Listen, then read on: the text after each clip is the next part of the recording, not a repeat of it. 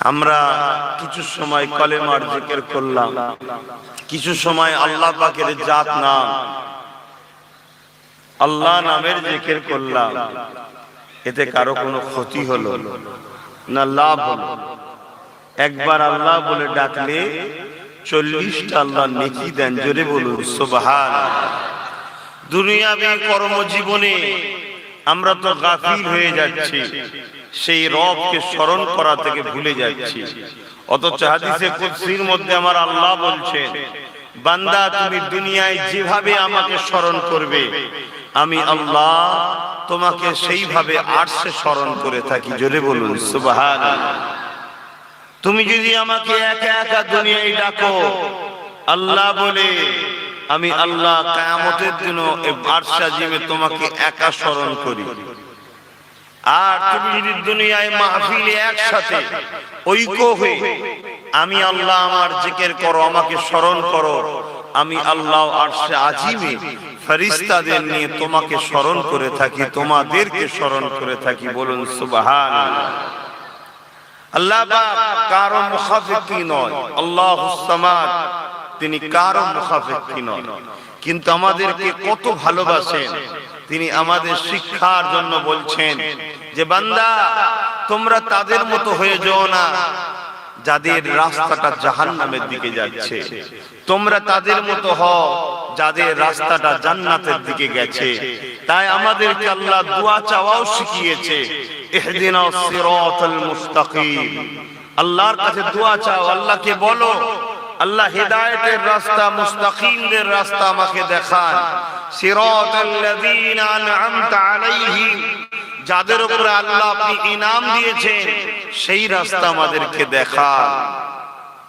গায়রিল মাগদুবি আলাইহিম ওয়ালাদ-দাল, আল্লাহ ওই রাস্তা আমাদেরকে দেখাবেন না, ওই রাস্তা আমাদের ঘরে চালাবেন না যে রাস্তায় আপনার গজব আছে, আযাব আছে। আমাদেরকে কোন রাস্তায় যেতে হবে সেটাও আমার আল্লাহ পাক শিক্ষা দিয়েছে। তাই আমরা বেশ কিছু মানুষ এক জায়গায় হয়েছি কিছু সময় কোরআন সুন্নাহর আলোচনা শোনার জন্য। প্রথমেই আমরা সেই রবকে ডাকালাম যিনি একবার ডাকলে 10 বার সাড়া দেন। জোরে বলুন সুবহানাল্লাহ। তার দিকে কেউ যদি 1 পা আগায়, তেনার রহমত তার দিকে 10 পা আগায়। জোরে বলুন সুবহানাল্লাহ। আপনারা যারা আজকে মাহফিলে এসেছেন হেঁটে হেঁটে, আপনাদের দিকে আল্লাহ পাকের রহমত ছুটে ছুটে ছুটে ছুটে এসেছে। জোরে বলুন সুবহানাল্লাহ। এটা আমার কথা না, এটা আমার আল্লাহ খোদ নিজে হাদিসে কুদসির মধ্যে বলছেন, কেউ যদি আমার রাস্তায় হাঁটতে থাকে, আমার দিকে আগিয়ে আসতে থাকে, আমার রহমত তার দিকে ছুটে ছুটে যায়। এ মাহফিল অবশ্যই আমাদের ডুবগেরিয়া গ্রামের যুবক ছেলেরা, গ্রামবাসী বাপ মায়েদের সহযোগিতা নিয়ে করেছে, আমরা তৈরি করেছি। কিন্তু এই মাহফিলটা আমাদের নয়, এই মাহফিলটা আমার আল্লাহ, আল্লাহর রাসূলের মাহফিল। জোরে বলুন সুবহানাল্লাহ। তৈরি করেছি আমরা, কর্মচারী আমরা।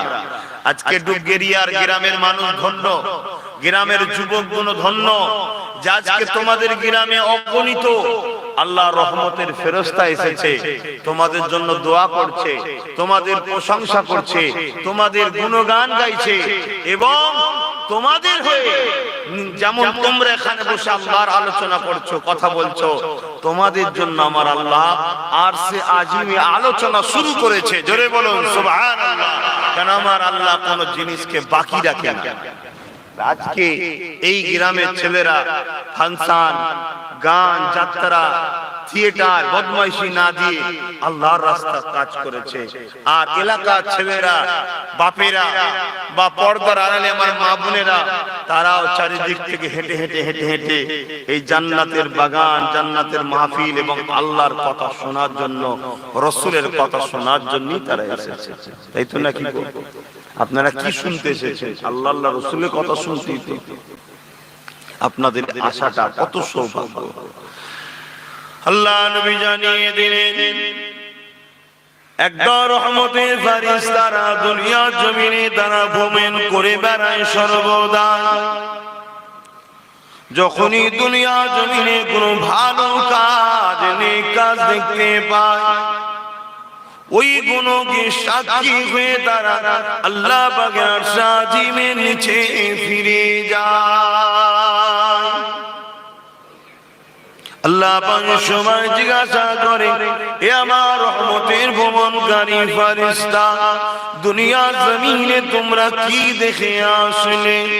ওই সময় তারা বলতে লাগে, ও রব্বি আল্লাহ পাক, আপনার একদল বান্দা বান্দীরা নিজেদের মেহনতের হালাল পয়সা দিয়ে একটা জান্নাতের বাগান তৈরি করেছিল, যেখানে আপনার প্রশংসা, আপনার হামদ, আপনার গুণগান, আপনার জিকির করতেছিল, আপনার হাবিবের উপরে তারা দরুদ শরীফ পড়তেছিল, আপনার কালাম কোরআন শরীফ তারা শুনতেছিল।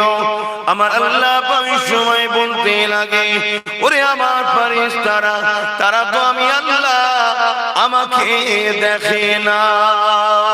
ও আমার আল্লাহ পাক, তারা আপনাকে না দেখে আমানতু বিল্লাহি ওয়া মালাইকাতিহি ওয়া কুতুবিহি ওয়া রাসূলিহি ওয়াল ইয়াউমিল আখির ওয়াল কদরি খাইরিহি ওয়া শাররিহি মিনাল্লাহি তাআলা ওয়াল বা'স বা'দাল মাউত।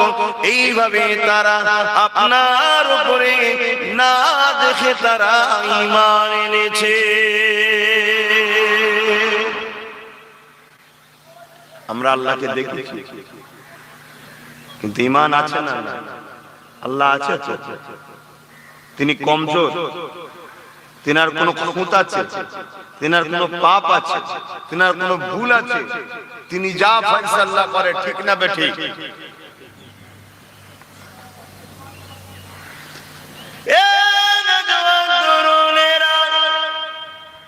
আল্লাহ ওই সময় ফেরেশতাদেরকে বলে, ও আমার ফেরেশতারা, ওরা কেমনি এমনি আলোচনা করে চলে গেল না, এখানে বসে বসে সুবহানাল্লাহ বলেছে, আলহামদুলিল্লাহ বলেছে, আল্লাহু আকবার বলেছে, আপনার বড়াইত্ব তারা স্বীকার করেছে, আপনার গুণগান তারা করেছে, সব কিছু করে আসমানের দিকে খালি হাতটুকু তারা তুলে দিয়েছে।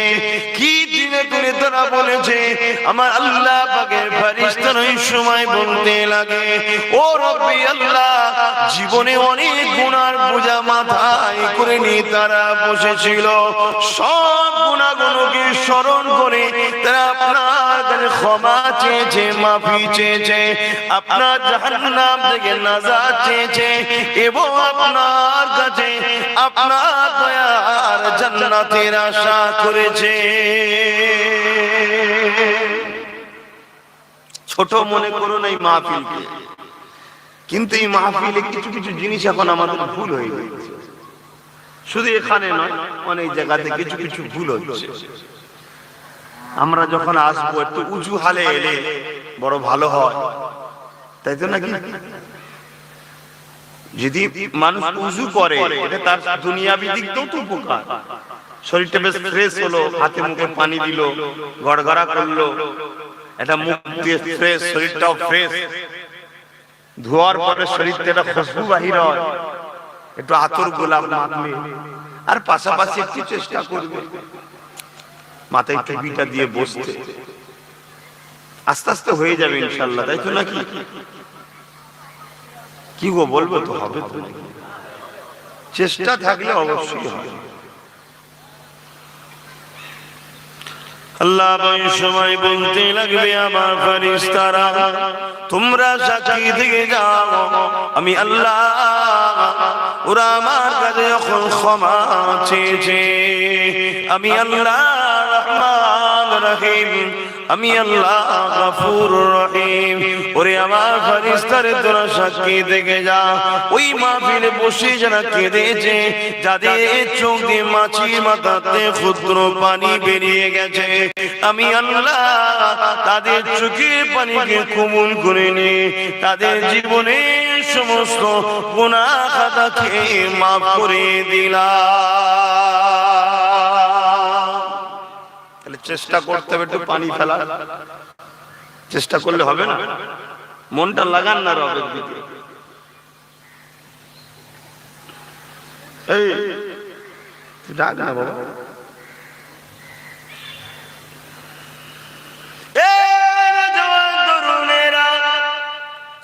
আল্লাহ নবী আরো জানিয়ে দিলেন, আমার আল্লাহ মেহেরবান, যদি কেউ মাহফিলে বসে বসে আল্লাহ পাকের কাছে হাত তুলে দোয়া চায়, চোখ দিয়ে যদি পানি না বেরোয়, কান্নার মতো মুখটাও যদি করে নেয়, আমার আল্লাহ পাকও জানিয়ে দেয় ফেরেশতারে, ওরা যখন আমার ভালো বান্দা বান্দির সঙ্গে বসেছে, আমার নামাজীদের সাথে বসেছে, আমার হাজীদের সাথে বসেছে, আল্লাহ ওয়ালাদের সাথে বসেছে, ভালো জায়গায় যখন বসেছে, ওদেরকেও নিরাশ করে দেব না। ওরে আমার ফেরেশতা, তোরা সাক্ষী থেকে যা, ওদেরকেও কান্নাওয়ালাদের সঙ্গে শামিল করে দিয়ে, চোখ দিয়ে পানি বেরোয় নে, কিন্তু কান্নার মতো মুখটা করে না, যেন একজন দেখে বলতে পারি বান্দা বান্দিটা তার আল্লাহ পাকের কাছে কাঁদছে। ওরে আমার ফেরেশতারে, আমি আল্লাহ পাক দয়াময় দয়া করে, ওরা তো আমারই বান্দা বান্দি, ওদেরকে নিরাশ করে দেব না, আমি আল্লাহ ওদের গুনাহ মাফ করে দেব। আরো জোরে বলুন সুবহানাল্লাহ। আল্লাহ যদি মাফ করে দেয়, আমাদের কোনো আপত্তি আছে? কেউ কোন জায়গায় বিচার টিচার দেবেন? আলোচনা অসুবিধা হচ্ছে না তো? ধৈর্য আছে তো? 4:30 পর্যন্ত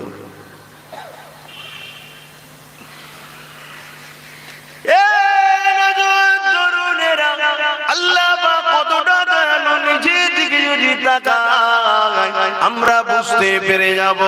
এই যুবকেরা কখনো কি চিন্তা করেছো, আমার আম্মা বোনেরা আব্বা জানেরা কখনো কি চিন্তা করেছে কে আমাদেরকে এত সুন্দর দুটো চোখ দিল, এক মুহূর্তের মধ্যে জমিন দেখতে পায়, এক মুহূর্তের মধ্যে আসমান দেখতে পায়, এই চোখ দুটো কি আমাকে তোমায় দিয়েছে? জোরে বলুন, আরো চিৎকার দিয়ে বলুন। কখনো কি চিন্তা করেছেন কে আমাকে আপনাকে কান দুটো দিয়েছে এবং ওই কানের শ্রবণ শক্তি দিয়েছে? কারণ এই জমিনে অনেক লোক আছে যাদের কান রয়েছে, তাদেরকে আমরা সালাম দিলে কিন্তু শুনতে পাই না, তাদেরকে কথা বললে কথা শুনতেও পাই না, কারণ কান রয়েছে শ্রবণ শক্তি না, কান থাকলেই যে শুনতে পাবে তা নয়। আমার আল্লাহ তুই দয়ালু, তোমাকে আমাকে কানও দিয়েছে, শ্রবণ শক্তি দিয়েছে। এ যুবকেরা এই নিয়ামত গুলোকে নিয়ে আল্লাহ পাকে শুকরিয়া আদায় করতে ভুলে যেও না গো। কে তোমাকে আমাকে মুখের মধ্যে দাঁত দিয়েছে, আমার বান্দা বান্দি খাদ্য চিবিয়ে চিবিয়ে খাবে, আমার বান্দা বান্দি খাদ্য যাতে উপভোগ করতে পারে। কে তোমাকে আমাকে জবান দিয়েছে, জিভ দিয়েছে, বান্দা এই জিভে তুমি খারাপ জিনিস বললে সঙ্গে সঙ্গে তোমাকে রাডারের মতো ধরে দেবে, এটা সিগন্যাল দিয়ে দেবে তোমার পেটে যাবার জন্য নয়। এবং দুনিয়ার জমিনে তোমার এই জিভ যদি না থাকতো, তুমি কথাও বলতে পারতে না। শুনছেন তো? আল্লাহর কথা বলছি, শুনবেন না? কে দিয়েছে এগুলোর কি মূল্য কম? কিন্তু আমরা সেই আল্লাহ বলে গেলাম। এই দুনিয়া জমিনে কেউ যদি একটু মায়া মমতা ভালোবাসা দেখায়, তাকে খুশি করতে গিয়ে আমাদের স্রষ্টা আল্লাহকে ভুলে যায়।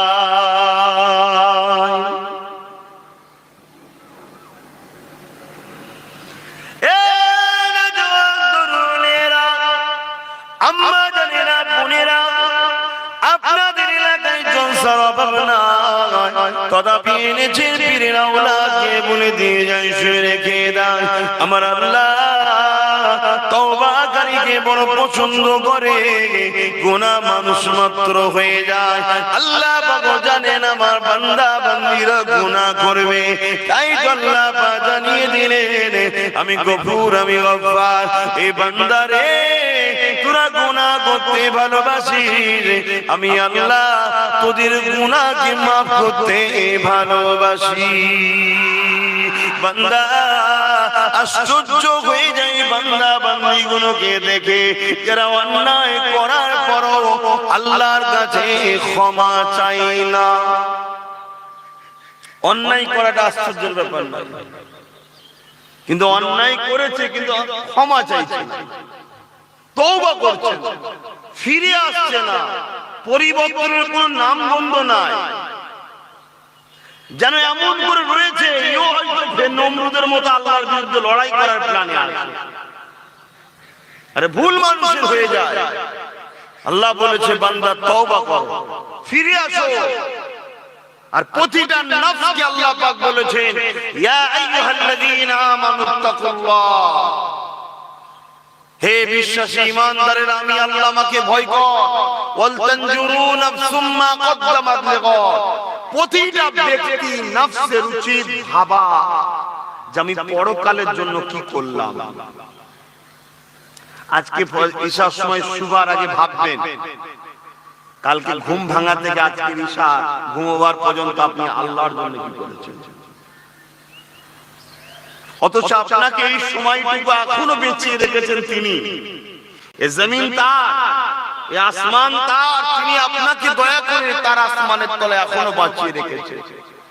আর এটাও শুকরিয়া আদায় করবেন একবার চিৎকার দিয়ে যে এখনো আপনার রহমতের থেকে আল্লাহ আপনাকে সরিয়ে দেয়নি, রহমতের মধ্যেই আল্লাহ আপনাকে রেখেছে। জোরে বলুন সুবহানাল্লাহ। না হয় এই জায়গায় ঢুকতে দেয় আপনাকে? কি গো ঢুকতে দেয়? আল্লাহর রহমত এখনো আপনার উপরে আছে। আল্লাহ বলে বান্দারে তুই এমন ভাবে মিজাজ নিস, এমন ভাবে থাকিস, তুই আমাকে ভুলে যা, তুই আমার দিকে মুখ ফিরিয়ে নিস, তুই আমার বিরোধী কাজ করিস, তুই আমাকে নাফরমানি করিস, তুই আমাকে কষ্ট দিস, অর্থাৎ আমার কুদরতি অন্তরে তুই আঘাত দেওয়ার কাজও করিস। কিন্তু বান্দা কখনো চিন্তা করেছিস আমি আল্লাহ কিন্তু তোরকে এখনো খাবার কেড়ে নিই না, তোর উপরে এখনো কিন্তু আমি রাগ করি, তোকে এখনো সুযোগ দিয়ে রেখেছি, ফিরিয়া তওবা কর, তওবা কর, তওবা কর, তওবা কর, তোর পাপগুলোকে স্মরণ কর, করে আমি আল্লাহ আমাকে ভয় কর আর মনে মনে বল আর করব না। এটাই হলো তওবা। জোরে বলুন সুবহানাল্লাহ। কিন্তু বলে দিয়ে আবার করলে তাহলে ধোঁকা দেওয়া হবে। এখন যদি কেউ মনে করেন ঠিক আছে একটু বয়স হলে করবো খনি,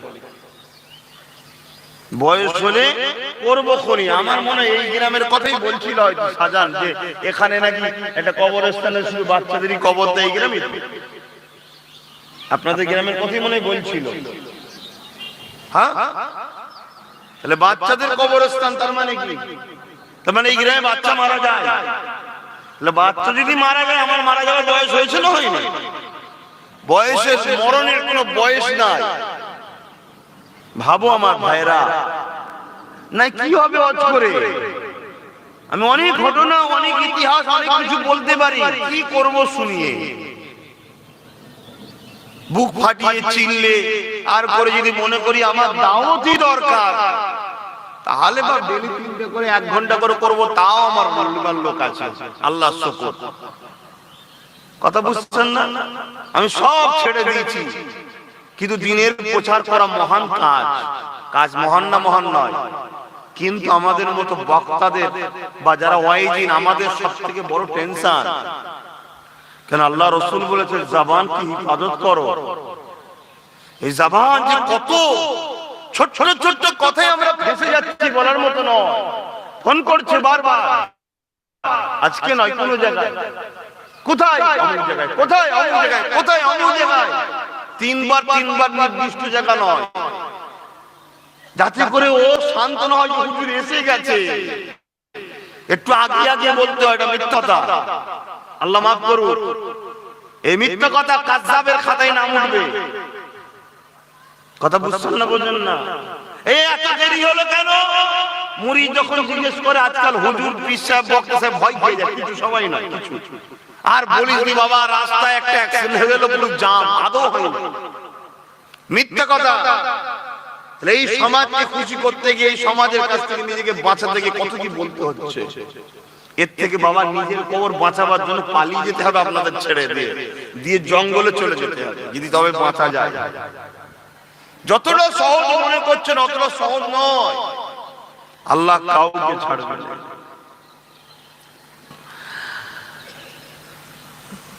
আসেন আমার ভাইয়েরা, বোঝার চেষ্টা করেন, পরিবর্তন আমাদেরকে হতে হবে। আল্লাহ পাকের কাছে আজকে বসে তওবা করে না, কেননা কাল আপনি আল্লাহর রহমতের মধ্যে থাকবেন কি না থাকবেন এটা আপনারও জানা নাই।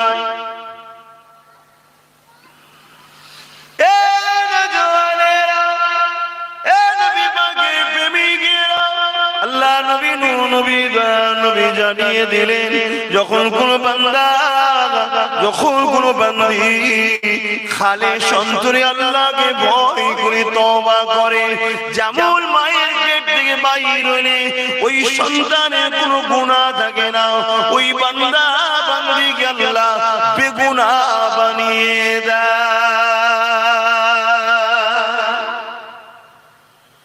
দুটোর সময় তওবা কবুল হয় না।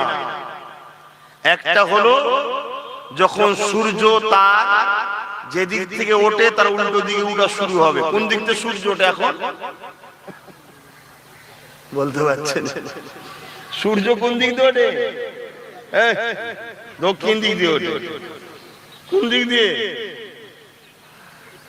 একদিন সূর্য পশ্চিম দিক থেকে উঠবে, সেই দিন তওবা আর হাজারো চেষ্টা করলে কবুল হবে না। দ্বিতীয় নম্বর হলো, আমরা সচরাচর যেটা বলে থাকি জাকামদানি হচ্ছে বা মরণের ঘাড়ে ঘাড়ানি শুরু হয়েছে, এটা কথা আছে না? ওই সময় যদি তওবা করা হয়, তওবা হাজারবার করলেও হবে। এখনো সময় আছে, কাল সময় পাবে, কোনো গ্যারান্টি আছে যুবকদের? আমি বিশেষ করে আমার ভাইগুলোকে বলছি, এখনো সময় আছে, তওবা করুন। জীবনে যা গান দেখেছো, অন্যায় দেখেছো, যাত্রা দেখেছো, ফাংশন দেখেছো, এমন করে মেলা দেখেছো, নামাজ কাজা করেছো, রোজা কাজা করেছো, ইত্যাদি ইত্যাদি পাপ করেছো, সব পাপগুলোকে স্মরণ করে নিয়ে গভীর রজনীতে মাথাকে নত করে দিয়ে আল্লাহ পাকের কাছে বলো, ও খালে মওলা আল্লাহ, আপনি আমাকে ক্ষমা করে দিন, আপনি আমাকে মাফ করে দিন আল্লাহ, আমি আপনার দাসী, অন্যায় করে ফেলেছি, ভুল করে ফেলেছি। আল্লাহ নবী জানিয়ে দিলেন, এ দুনিয়ার মানুষেরা শুধু বেগুনাহ করে দেবে তা নয়, যত গুনাহ করেছো এই গুনাহগুলোকে আমার আল্লাহ পাক নেকিতে পরিবর্তন করে দেয়। অপেক্ষা করো না যে আমি পরে করব।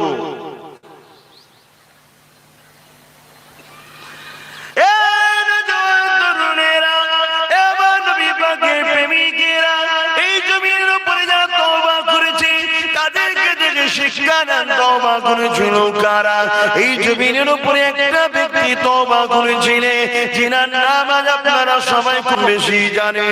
আরো একবার স্মরণটা করিয়ে দিই, হযরত হাবিব আজমি তিনার নাম। এই যুবকেরা সবই আমরা জানি, তথাপি বারবার তোমাদেরকে স্মরণ করিয়ে দিয়ে যায়, যাতে করে একবার নয়, দুবার নয়, 100 বার বলার পরও যদি আমার সোনার ভাই কোনো বোন কোনো দিল যদি একবার তোমার আঘাত লেগে যায় না, আর করবো না।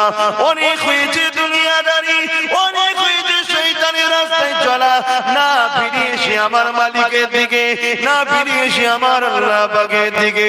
জীবনটা পাল্টে যাবে।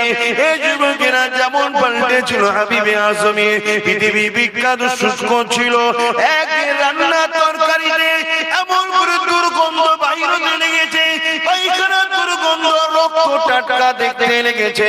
হাবিবে আজমি এটা দেখে চমকে উঠেছে। তিনার স্ত্রী পরামর্শ দিয়েছে, আপনাকে বারবার আমি বুঝাই, আপনি তওবা করে নেন।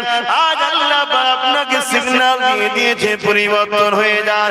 এই সময় হাবিবে আজমি রওনা দিয়েছে তওবা করার জন্য আল্লাহ পাকের ওলি বান্দা দরবারে। এ আমার আব্বা জানেরা, মায়েরা, বোনেরা, আল্লাহর ওলিদের দরবারে যাবেন, আল্লাহর ওলিদের সঙ্গে সোহবতে থাকবেন, আল্লাহ ওলিদের সঙ্গে মিশবে। কিছু মানুষ তো আল্লাহ ওয়ালাদেরকে মানতে চায় না, অথচ আল্লাহ পাক কুরআন পাকের মধ্যে জানিয়ে দিলেন, ইয়া আইয়ুহাল্লাযীনা আমানু তাকুল্লাহা ওয়া কুনু মাস-সাদিকিন। হে বিশ্বাসী ঈমানদারেরা, তোমরা আল্লাহ আমাকে ভয় করো, ওয়া কুনু মাস-সাদিকিন, এবং সত্যবাদীদের অনুসরণ করো। এই সত্যবাদী কারা? মিনান নবীন ওয়াস সিদ্দিকিন ওয়াস শুহাদা ওয়াস সালিহিন, যারা হলো আল্লাহর প্রিয় বন্ধু। জোরে বলুন সুবহানাল্লাহ। আপনারা তো আল্লাহ কারে আল্লাহ ওয়ালাদেরকে মানেন তো নাকি?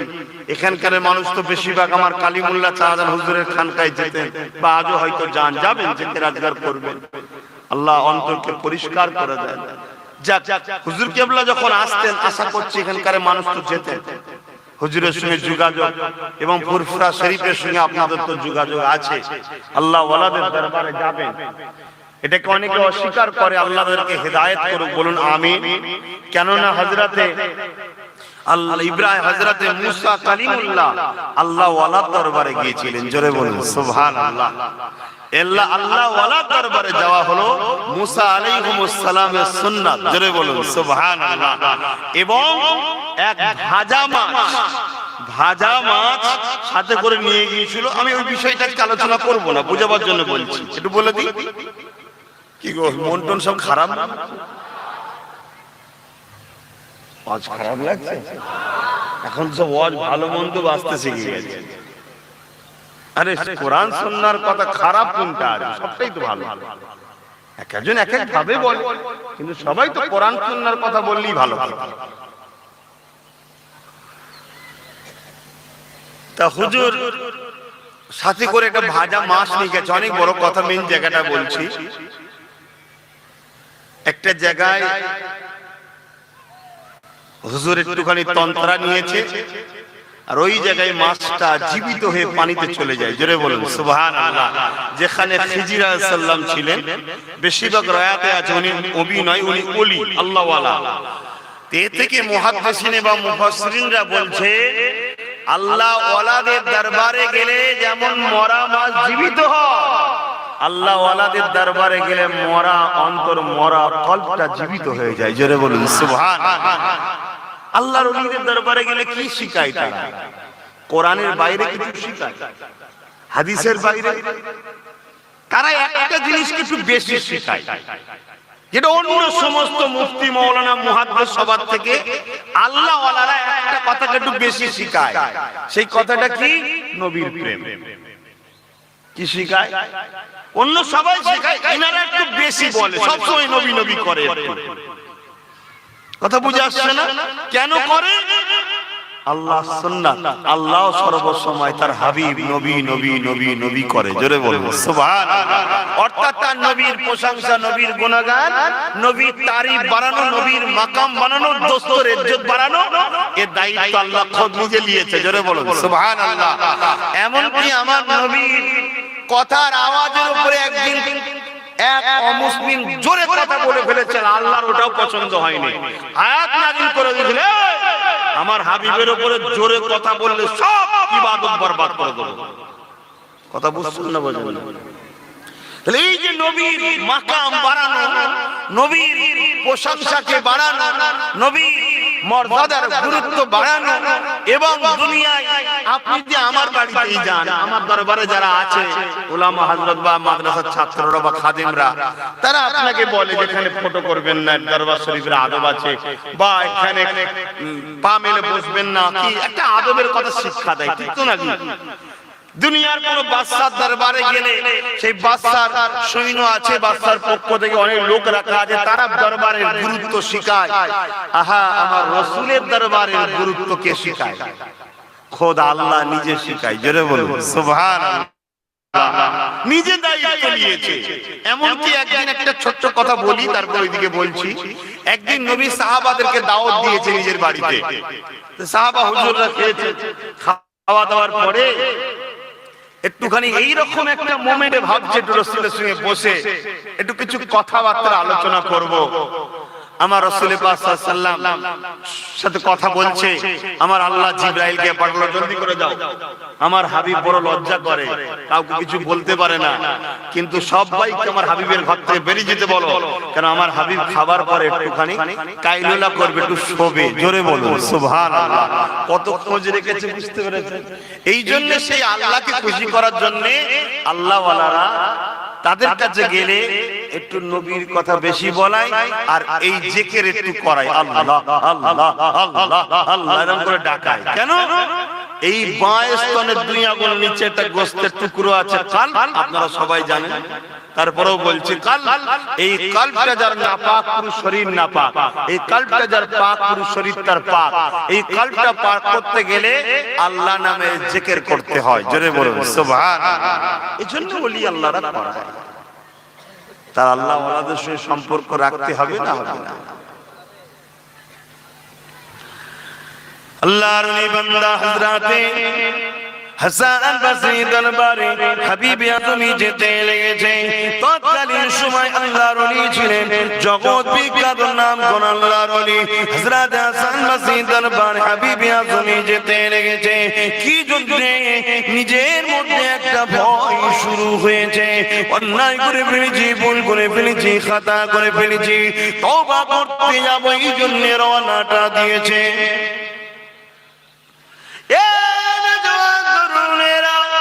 রাস্তার মধ্যে যাবার সময় দেখে একটা ফাঁকা জায়গাতে কিছু ছেলে খেলাধুলা করতে লেগেছে।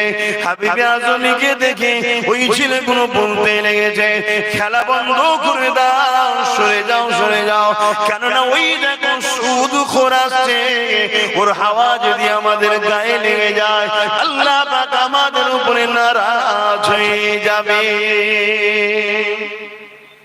তখনকার বাচ্চারাও সুদখোরকে এত ভয় করত, জোর হাওয়া যদি আমাদের উপরে লেগে যায় আল্লাহ না আমাদের উপর নারাজ হয়ে যায়।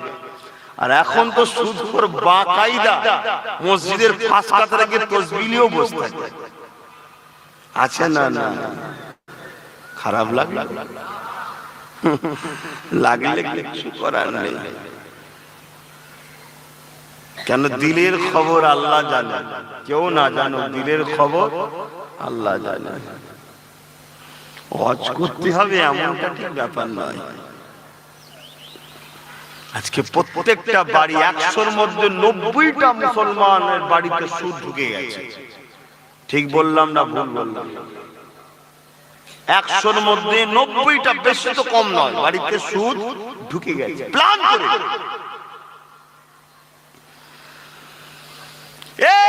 যুবকেরা, তরুণেরা, বাবেরা, এই সুদের টাকা খেয়ে আল্লাহকে ডেকে কোনো লাভ হবে না। এই সুদের টাকা খেয়ে মুখে দাঁড়িয়ে রেখে মাথায় টুপি দিয়ে তাসবিহ পড়ে কোনো লাভ তুমি বুঝতে পারবে না। কেননা সুদ হলো একটা কাতি হারাম। আল্লাহর হারামকে কেউ হালাল করতে পারে না, আল্লাহর হালালকে কেউ হারামও করতে পারবে না। এই সুদ আমাদের মধ্যে এমন ভাবে ঢুকিয়ে দেওয়া হয়েছে, এটা তো একটা ইসলামের দুশমনদের প্ল্যান, যাতে করে আমরা সুদের মধ্যে জড়িয়ে গিয়ে আল্লাহর বিরোধী হয়ে যায়। আমার আল্লাহ আমাদের উপরে আযাব গজব দিয়ে ধ্বংস করে দেয়। এই জন্য ইসলামের দুশমনেরা এই পরিকল্পনা করতে লেগেছে। আমার বাপ মা ভাই বোনদেরকে বলে দিয়ে যায়, লোভ করবেন না, তওবা করলে ক্ষমা চেয়ে নিন, মাফ চেয়ে নিন, কারণ এই লোভ লালস আমাদেরকে ধ্বংসের দিকে নিয়ে যায়। এই জমিনের উপরে এমন কি অভাব সংসার আমাদের এলো যে আমাদেরকে সুদ নিতে হবে। আল্লাহ দুটো চোখ দিয়েছে দেখি শুকরিয়া খুশি নয়, আল্লাহ দুটো কান দিয়েছে দেখি খুশি নয়, আল্লাহ কি দুটো পা দিয়েছে দেখি খুশি নয়, আল্লাহ সুন্দর করে মানুষ বানিয়েছে এতে কি আমরা খুশি নয়, আল্লাহ পাক এমন করে আশরাফুল মখলুকাত বানিয়েছে এতে কি আমরা খুশি নয়। আল্লাহ পাক চাইলে তোমাকে আমাকে পশু বানাতে পারতেন। কি গো পারতেন না? পারতেন না, এখন পারবে। আল্লাহ আমাদের ঘরে এখন জীব জন্তুর মতো আকার দিয়ে পশু বানাতে পারবে? কি গো বলবেন তো? হ্যাঁ কি না বলুন। তারও তো নমুনা খোদা দেখাচ্ছে, দেখাচ্ছে না? দেখাই নেই। মুসলমান ঘরের ছেলে মেয়েরা, তরুণেরা, বাবেরা, বুঝার চেষ্টা করুন। আমি আপনাদেরই সন্তান, আমি আপনাদেরই ভাই করে দিয়ে যাই। তরুণেরা সুদের ব্যবসা করবেন, সুদের কারবার করবেন, আপনাকে ভোগ করতে না হতে পারে। আপনি দুনিয়া জমিনে চলে যাবেন, আপনার এই হারামের কারবারটা দুনিয়া জমিনে চলে যাবে। আপনার ছেলে ওই হারামের কারবারে ব্যবসা বাণিজ্য করে দুনিয়া জমিনে সে মদ খেয়ে, শরাব খেয়ে, পরনারী নিয়ে গান বাজনার মধ্যে লিপ্ত থাকবে। তার জন্য আপনাকে কবরে বেউসুতি হতে হবে, আর আপনি নিজেও করার জন্য আপনাকেও বেউসুতি হতে হবে। এই তওবা করে নিন। হাবিবে আজমি ভুল করেছিল, তওবা করেছিল, আল্লাহর ওলির দরবারে চলে গেলে ছেলেগুলোর কথা শুনে মাথা নেড়ে করে যখন ফিরে চলে যায়, সুজা গিয়ে আল্লাহর ওলি হাসান বসরি দরবারে গিয়ে হাজির হয়ে গেছে। হাসান বসরি দরবারে গিয়ে চুয়ে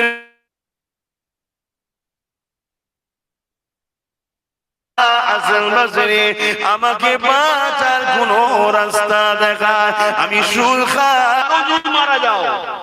আল্লাহ কিন্তু সব দেখে নিচ্ছে, তোমাকে রেহাই দেবে।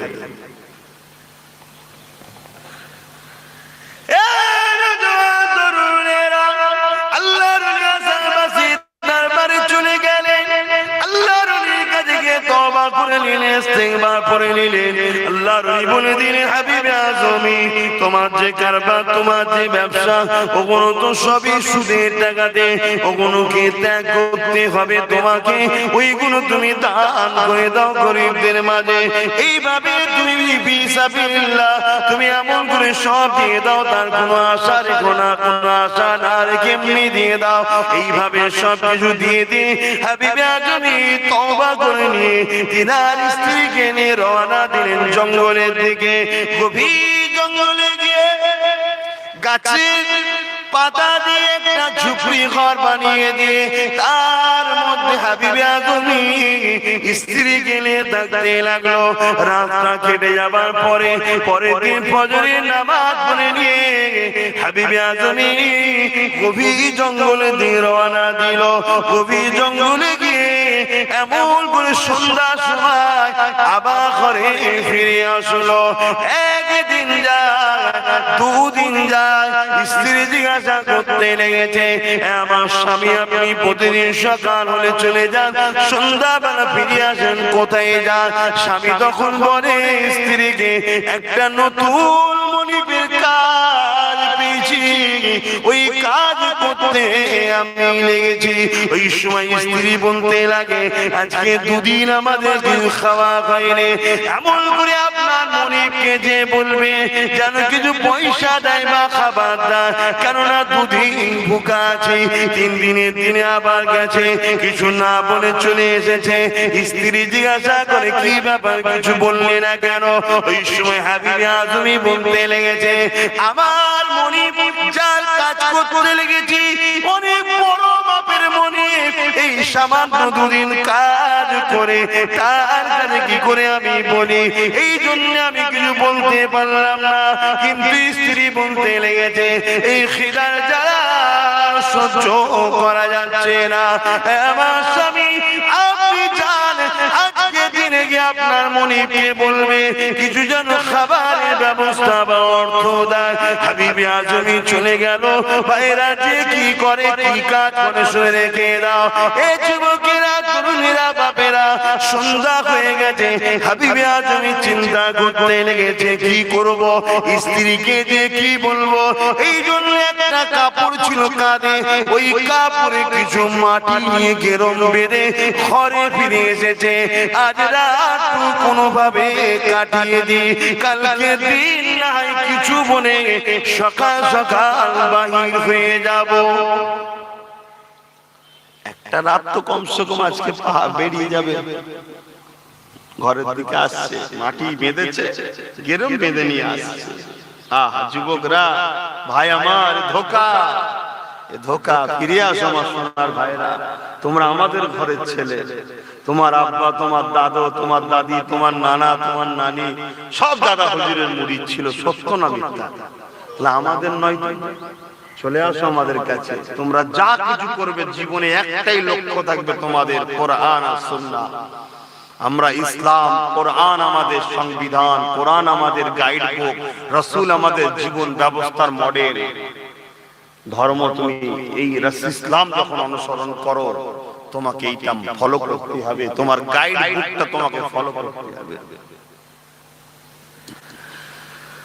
এই দুনিয়া লোভ লালসায় পড়ে যেও না, কেননা এই দুনিয়া তোমাকে বরবাদের দিকে নিয়ে যায়।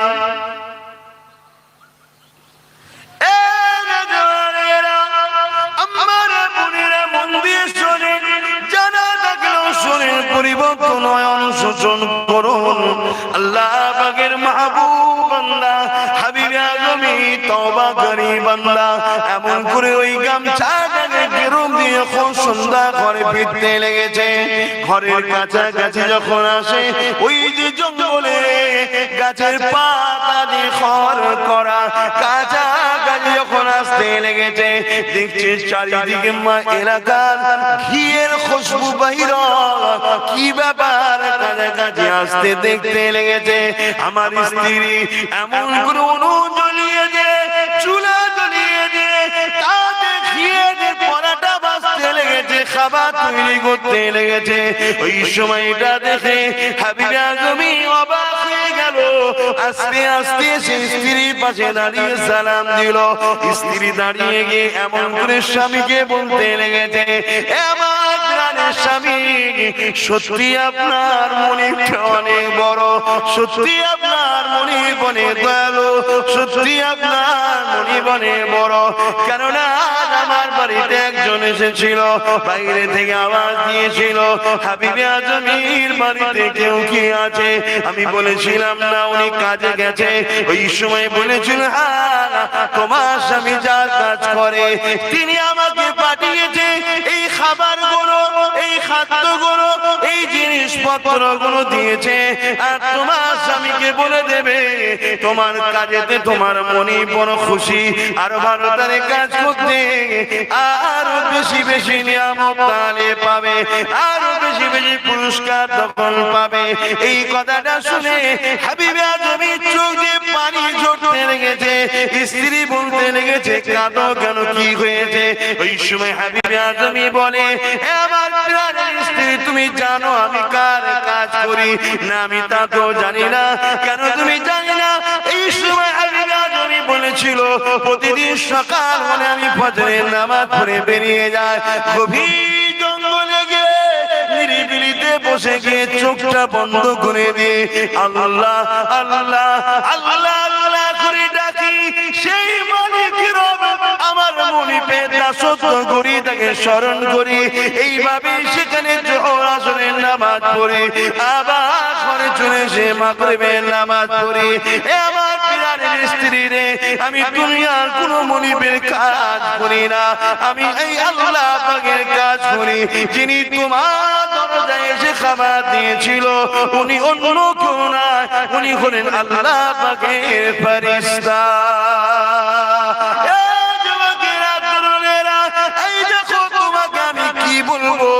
এই চিন্তা করে কিছু মাটি নিয়ে কাপড়ে বেঁধে নিয়ে এসেছি। যখন তুমি আমাকে বলবে রাতটুকু বলবো মনে কিছু দিয়েছে বলে রেখে দিয়ে সকালে চলে যাব।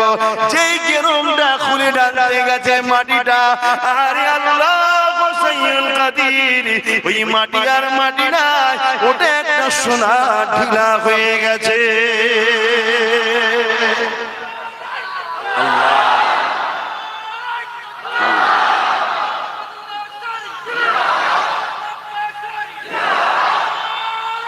আল্লাহ, আসো আমার সোনার ভাইরা, আল্লাহকে ধরো ধরো।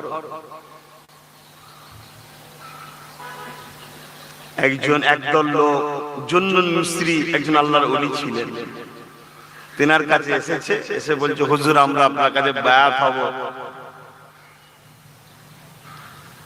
আপনাকে আমরা ভালোবাসি, আপনি যা বলবেন তাই শুনবো, আপনার জন্য জান দিয়ে দেবো।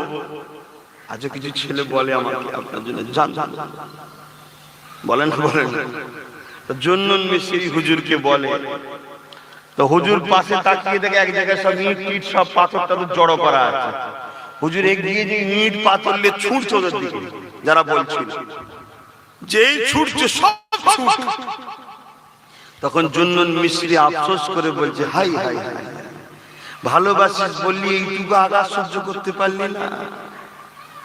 আমরা আল্লাহকে ভালোবাসি বলি, যদি আল্লাহ একটু বিমার দেয় সহ্য করতে পারি না, দুদিন যদি অভাব দেয় সহ্য করতে পারি না, একটু যদি গরিবী সংসার হয় অমনি মাথা খারাপ হয়ে যায় আর বলি ভালোবাসি। সে একটু পরীক্ষা করবে না? মনকে তুমি ঠিক করো, তোমার মনই সবকিছু। তুমি যদি তোমার মনকে বোঝাতে পারো আমার মালিক, আমি আমাকে জানা ভালোবাসি, তার থেকে বেশি আমাকে আমার স্রষ্টা আল্লাহ ভালোবাসে। কেন এই শরীরের উপরে আব্বাসের যতটা না ময়া আছে, তার থেকে হাজারো কোটি গুণ ময়া যিনি তৈরি করেছে তার আছে, ঠিক না বেঠিক?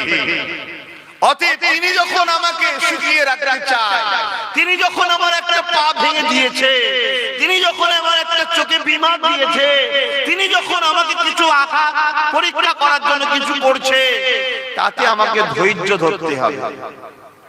কি গো যুবকরা, পারবে তো নাকি? আল্লাহর পক্ষে থাকবে, রসুলের পক্ষে থাকবে, মার হবে বা সহ্য করতে পারবে তো?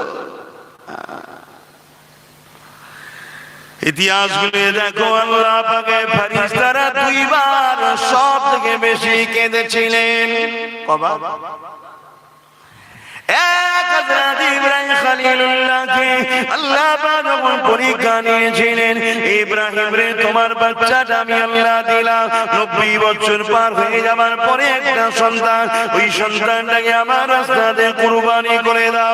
হযরত ইব্রাহিম আলাইহিস সালাম হযরত ইসমাঈল আলাইহিস সালামকে এইভাবে যখন জবাইটা করতে যাবে, ছুরিটা এক হাতে নিয়ে বাচ্চার মাথার চুলটা উঁচু করেছে, এইভাবে চালাতে যাবে, আসমানের দিকে তাকিয়ে বলেছিলেন আমার আল্লাহ, আমার বাচ্চা আমার কাছে আগে নয়, আপনি আমার কাছে আগে।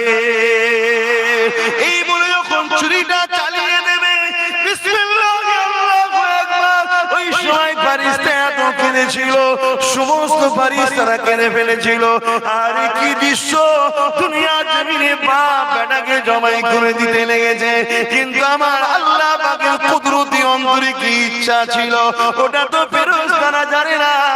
যখনই ছুরিটা চালিয়ে দিয়েছে, আমার আল্লাহ বলে দিয়েছে ছুরির খবরদার ইসমাইলের গলায় চলবি না, এখনই জান্নাত থেকে দুম্বা যাচ্ছে ওর গলায় চলবি।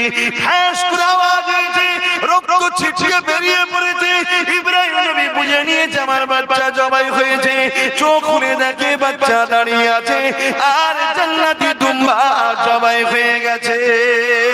আমার আল্লাহ বলেছিল ইব্রাহিম রে, আমি আল্লাহ পরীক্ষা নিলাম, তুমি কামিয়াবি হয়ে গেছো।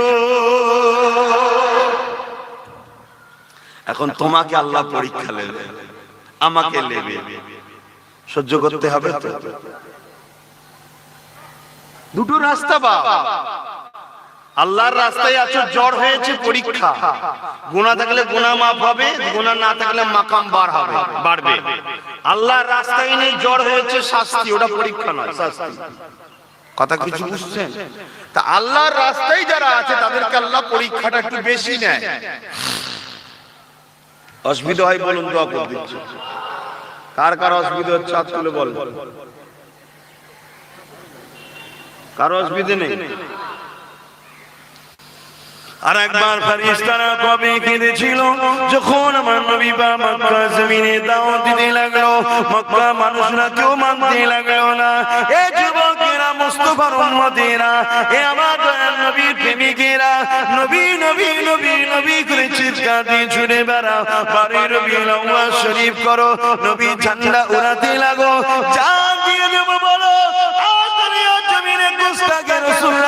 আমার নবীর ইসলামকে মিটাবার ষড়যন্ত্র করতে লেগেছে। কি করলাম নবীর ইসলামকে বাঁচাবার জন্য?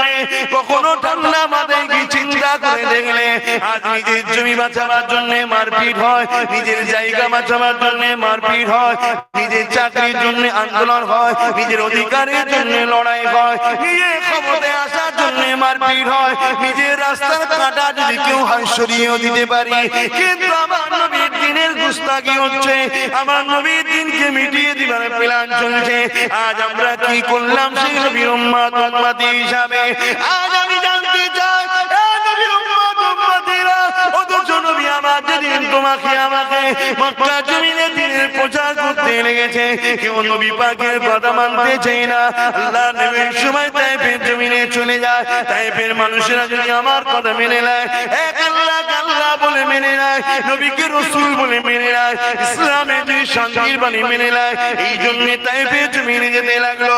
তায়েফের জমিনে যাবার আগে মক্কার সন্ত্রাসীরা, তায়েফের মক্কা সন্ত্রাসীরা, তায়েফের সন্ত্রাসীকে জানিয়ে দিল মুহাম্মদ যাচ্ছে, মুহাম্মদ যাবেন, সত্য কথা বলে, কিন্তু মুহাম্মাদের কথা মেনে নিলে আমরা যে জোর জবরদস্তি মানুষের খোদা পেয়ে আছি এটা বন্ধ হয়ে যাবে।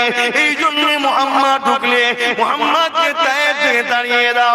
এ যুবকেরা, তরুণেরা, বাপেরা, কি কষ্ট করেছিল নবী আমার। দেখো তায়েফের জমিনে যখন চলে গেলেন, ওই সময় দেখা যায় মক্কার মানুষদের খবরটা পেয়ে যে তায়েফের সন্ত্রাসীরা, গুন্ডারা এমন করে তায়েফের বর্ডারে কিছু দুষ্টু মাইন্ডের ছেলেকে তাদেরকে খাবার দিয়ে, তাদেরকে ভুল বুঝিয়ে আমার রাসূলকে পাগল বলে দিয়ে আমার নবীর উপরে ছুটতে লাগলো, আমার নবীর উপরে পাথর ছুটতে লাগলো।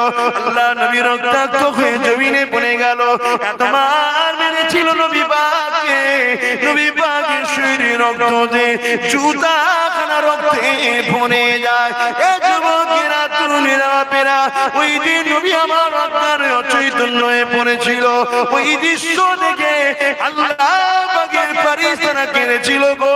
এ যুবকেরা, আল্লাহ তোমাকে আমাকে ছেড়ে দেবে না। তোমার আমার জন্য দুনিয়ায় ডিউটিটা কি? তোমার আমার জন্য ডিউটি হলো নবী রেখে যাওয়া, ইসলামের মেসেজকে মানুষের দুয়ারে পৌঁছে দেওয়া, নিজে পালন করা মানুষের কাছে পৌঁছে দেওয়া। সেই ইসলামের উপরে কোন ঝড় আঘাত এলে নিজেদের জান মালকে প্রতিরোধ করা। হযরত আবু বকর সিদ্দিক যখন খলিফা হয়েছিলেন, মুসাইলামাতুল কাজ্জাব বলে একজন আবু বকর সিদ্দিকের সময়তে আমার নবী পাকের খাতমে নবুয়তের বিরোধী বলেছিল। ওই সময় আবু বকর সিদ্দিক সঙ্গে সঙ্গে 10,000 যুবক সাহাবীদের নিয়ে ওই জালিমের বিরুদ্ধে লড়াই করে খাতমে নবুয়তের মর্যাদাকে রক্ষা করেছিল।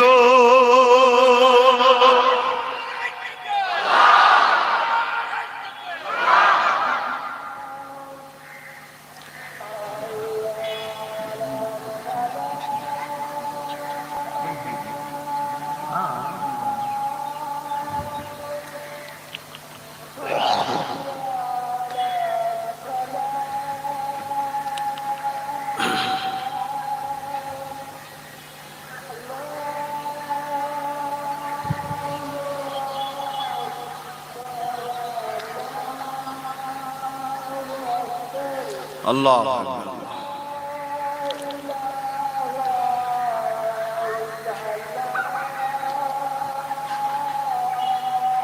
اللهم رب هذه الدعوة التامة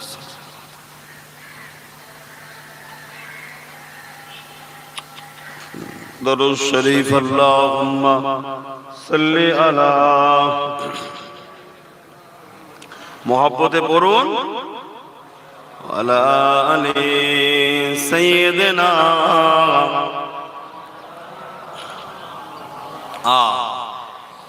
এই আমার ভাইরা, কি ভাবছো জানি না, তবে নিঃশ্বাসের কোনো বিশ্বাস না। সময় কিন্তু খুব নিকটবর্তী ধ্বংসের জন্য। এ পৃথিবী আর বেশি দিন না। কেন আজ পৃথিবীতে আল্লাহর পক্ষে, নবীর পক্ষে মানুষ নাই। আর ইবলিসের পক্ষে, শয়তানের পক্ষে মানুষ ভরে গেছে। আমার রাসূলের পক্ষে, আল্লাহর পক্ষে দাঁড়াবার মানুষ নাই। এই গতকালকে দেখছিলাম কর্ণাটকে সম্ভবত বোরখা পরার জন্য অ্যারেস্ট করেছে মহিলাদের।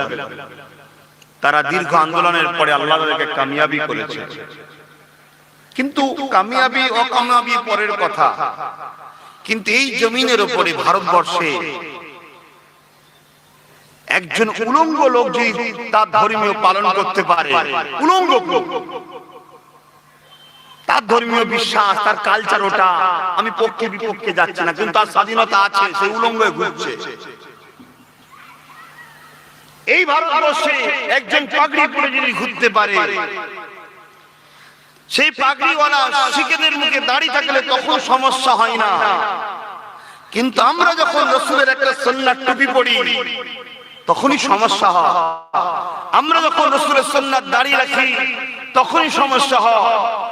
এই ভারতের বুকে অনেক মেয়ে উলঙ্গ হয়ে রাস্তার ধারে দাঁড়িয়ে থাকে নিজের পয়সা ইনকামের করার জন্য। তাদেরকে গভর্নমেন্ট স্পেশাল সার্টিফিকেট লাইসেন্সও দেয়। আর আমাদের ঘরের মা বোনেরা তার সতীত্বটা বাঁচাবার জন্য একমাত্র শ্রেষ্ঠ উত্তম ইসলামী কায়দায় পর্দা করে থাকে, সেখানে কিন্তু আঘাত বারবার দেওয়া হয়। এর জন্য দোষ যারা আঘাত দেয় তাদের নয়, এর জন্য দোষ আমরা যারা নবীর উম্মত দাবিদার, আমাদের দোষ। আমরা ধোঁকাবাজ, আমরা চিটিংবাজ, আমরা মুনাফিক। বাকি সবাই কামিয়াবি হচ্ছে তাদের ধর্মীয় স্বাধীনতায়। কেন? তারা যাই করুক নাই করুক নিজের লিডার ছাড়া কাউকে চেনে না। আর আমরা নিজের লিডার ছেড়ে দিয়ে যত দুনিয়ার দুশমন, ইসলামের রাসূলের দুশমন, ওলিদের দুশমন, তাদের ঘরে কাঁধে করে নিয়ে আমরা ঘুরে বেড়াই। আর যখন আমাদের মতো নবীর গোলাম, নবীর খানদানের ছেলে এসে বুঝায়, তখন তোমরা আবার তাদেরকে গাল দাও। অপেক্ষা করো, খুব শীঘ্রই খোদার গজব আসবে এই জমিনের উপরে। বলে দিয়ে যাচ্ছে তোমাদের ঘরে, সেদিন তোমরা দিশেহারা হয়ে যাবে, ছুটবে পাগলের মতো, কোথায় যায়? তখন পীর সাহেবের কাছে গিয়েও তুমি রেহাই পাবে না, কারণ কোন পীরের দোয়া কবুল হবে না, কোন পীরের দোয়া কবুল হবে না। আমি বলিনি, আমার রাসূল বলছে। আজকে দুঃখের বিষয়, পর্দা তো নারীর সভ্যতার নাম, বেপর্দা তো বিহায়াপনার নাম। পর্দা তো নারীর মর্যাদার নাম, বেপর্দা তো নারী বিহায়াপনার নাম। যেখানে পর্দা আছে সেখানে অশ্লীল নেই, জেনা নেই, রেপ নেই। আর যেখানে পর্দা নাই, উলঙ্গপনা আছে, প্রতি এক সেকেন্ডে একটা নারী রেপ হয়, হত্যা হয়। পশ্চিমা দুনিয়ায় দেখো, মেয়ের পেটে সন্তান হয়েছে, বাপের ছেলে তৈরি হয়েছে, আজ পশ্চিমা দুনিয়ায় ঘটছে। আর যেখানে পর্দা আছে দেখো, এরপরও তোমার স্বাধীনতা তোমার কাছে। তুমি তোমার মা বেটিদেরকে কোথায় বসাবে, কোথায় নামাবে, কি করবে তোমার ব্যাপার রে বাবা। গণতান্ত্রিক দেশে তুমি যদি মনে করো আমার মাকে বোনকে আমি ধান্দায় বসাবো, তোমার স্বাধীনতা দেশ দিয়েছে, আমি কার? কিন্তু আমার মা আমার বোনকে আমি পর্দায় রাখবো, তাতে আঘাত দেওয়া হচ্ছে কেন? এর জন্য দোষ তোমার আমার। কথা খারাপ লাগছে? এইসব চিন্তা ভাবনা দেখে ভাই, আমি আর 10 জনের মতো নয়। আমার চিন্তাধারা একটাই, কিছু করব, করতে পারছি না বলেই আমি মানুষের থেকে সরে যাওয়ার স্বপ্ন দেখছি, যে বেকার খালি কামাই হবে না। কিন্তু আবার যখন আল্লাহ পাকের আয়াত পড়ি, কোরআন পড়ি, সেখানে আমার আল্লাহ জানছে মায়ুস হওয়া ইসলামের কোনো অধিকার দেয় না কাউকে। মায়ুস হতে নেই। হচ্ছে না বলে তুমি মায়ুস হয়ে গেলে, হতাশ হয়ে গেল, ইসলাম এটা কুফরি। আবার তখন তওবা করে মনে হয় না আমি আমার কাজ করে যাইতে, আবার বলবে কে আসবে কে আসবে না, সব নিজের নিজের ব্যাপার। আজকে এত মুসলিম দরদি লিডার, এত মুসলিম দরদি নেতা, এত মুসলিম দরদি পীর সাহেব, পীরজাদা, আলেম, মুফতি কই? কথা কই দুনিয়ার মানুষের মুখে? আন্দোলন কই? রাস্তায় নামছে কই? আজ বোরখাকে অপমান করা হচ্ছে, বোরখা পরার জন্য অ্যারেস্ট করা হচ্ছে, কাল নামাজ পড়ার জন্য অ্যারেস্ট করা হবে, কাল আযান দেওয়ার জন্য অ্যারেস্ট করা হবে, কাল কোরআন রাখার জন্য অ্যারেস্ট করা হবে, কাল মুহাম্মদ রাসূলের কালেমা পড়ার জন্য অ্যারেস্ট করা হবে।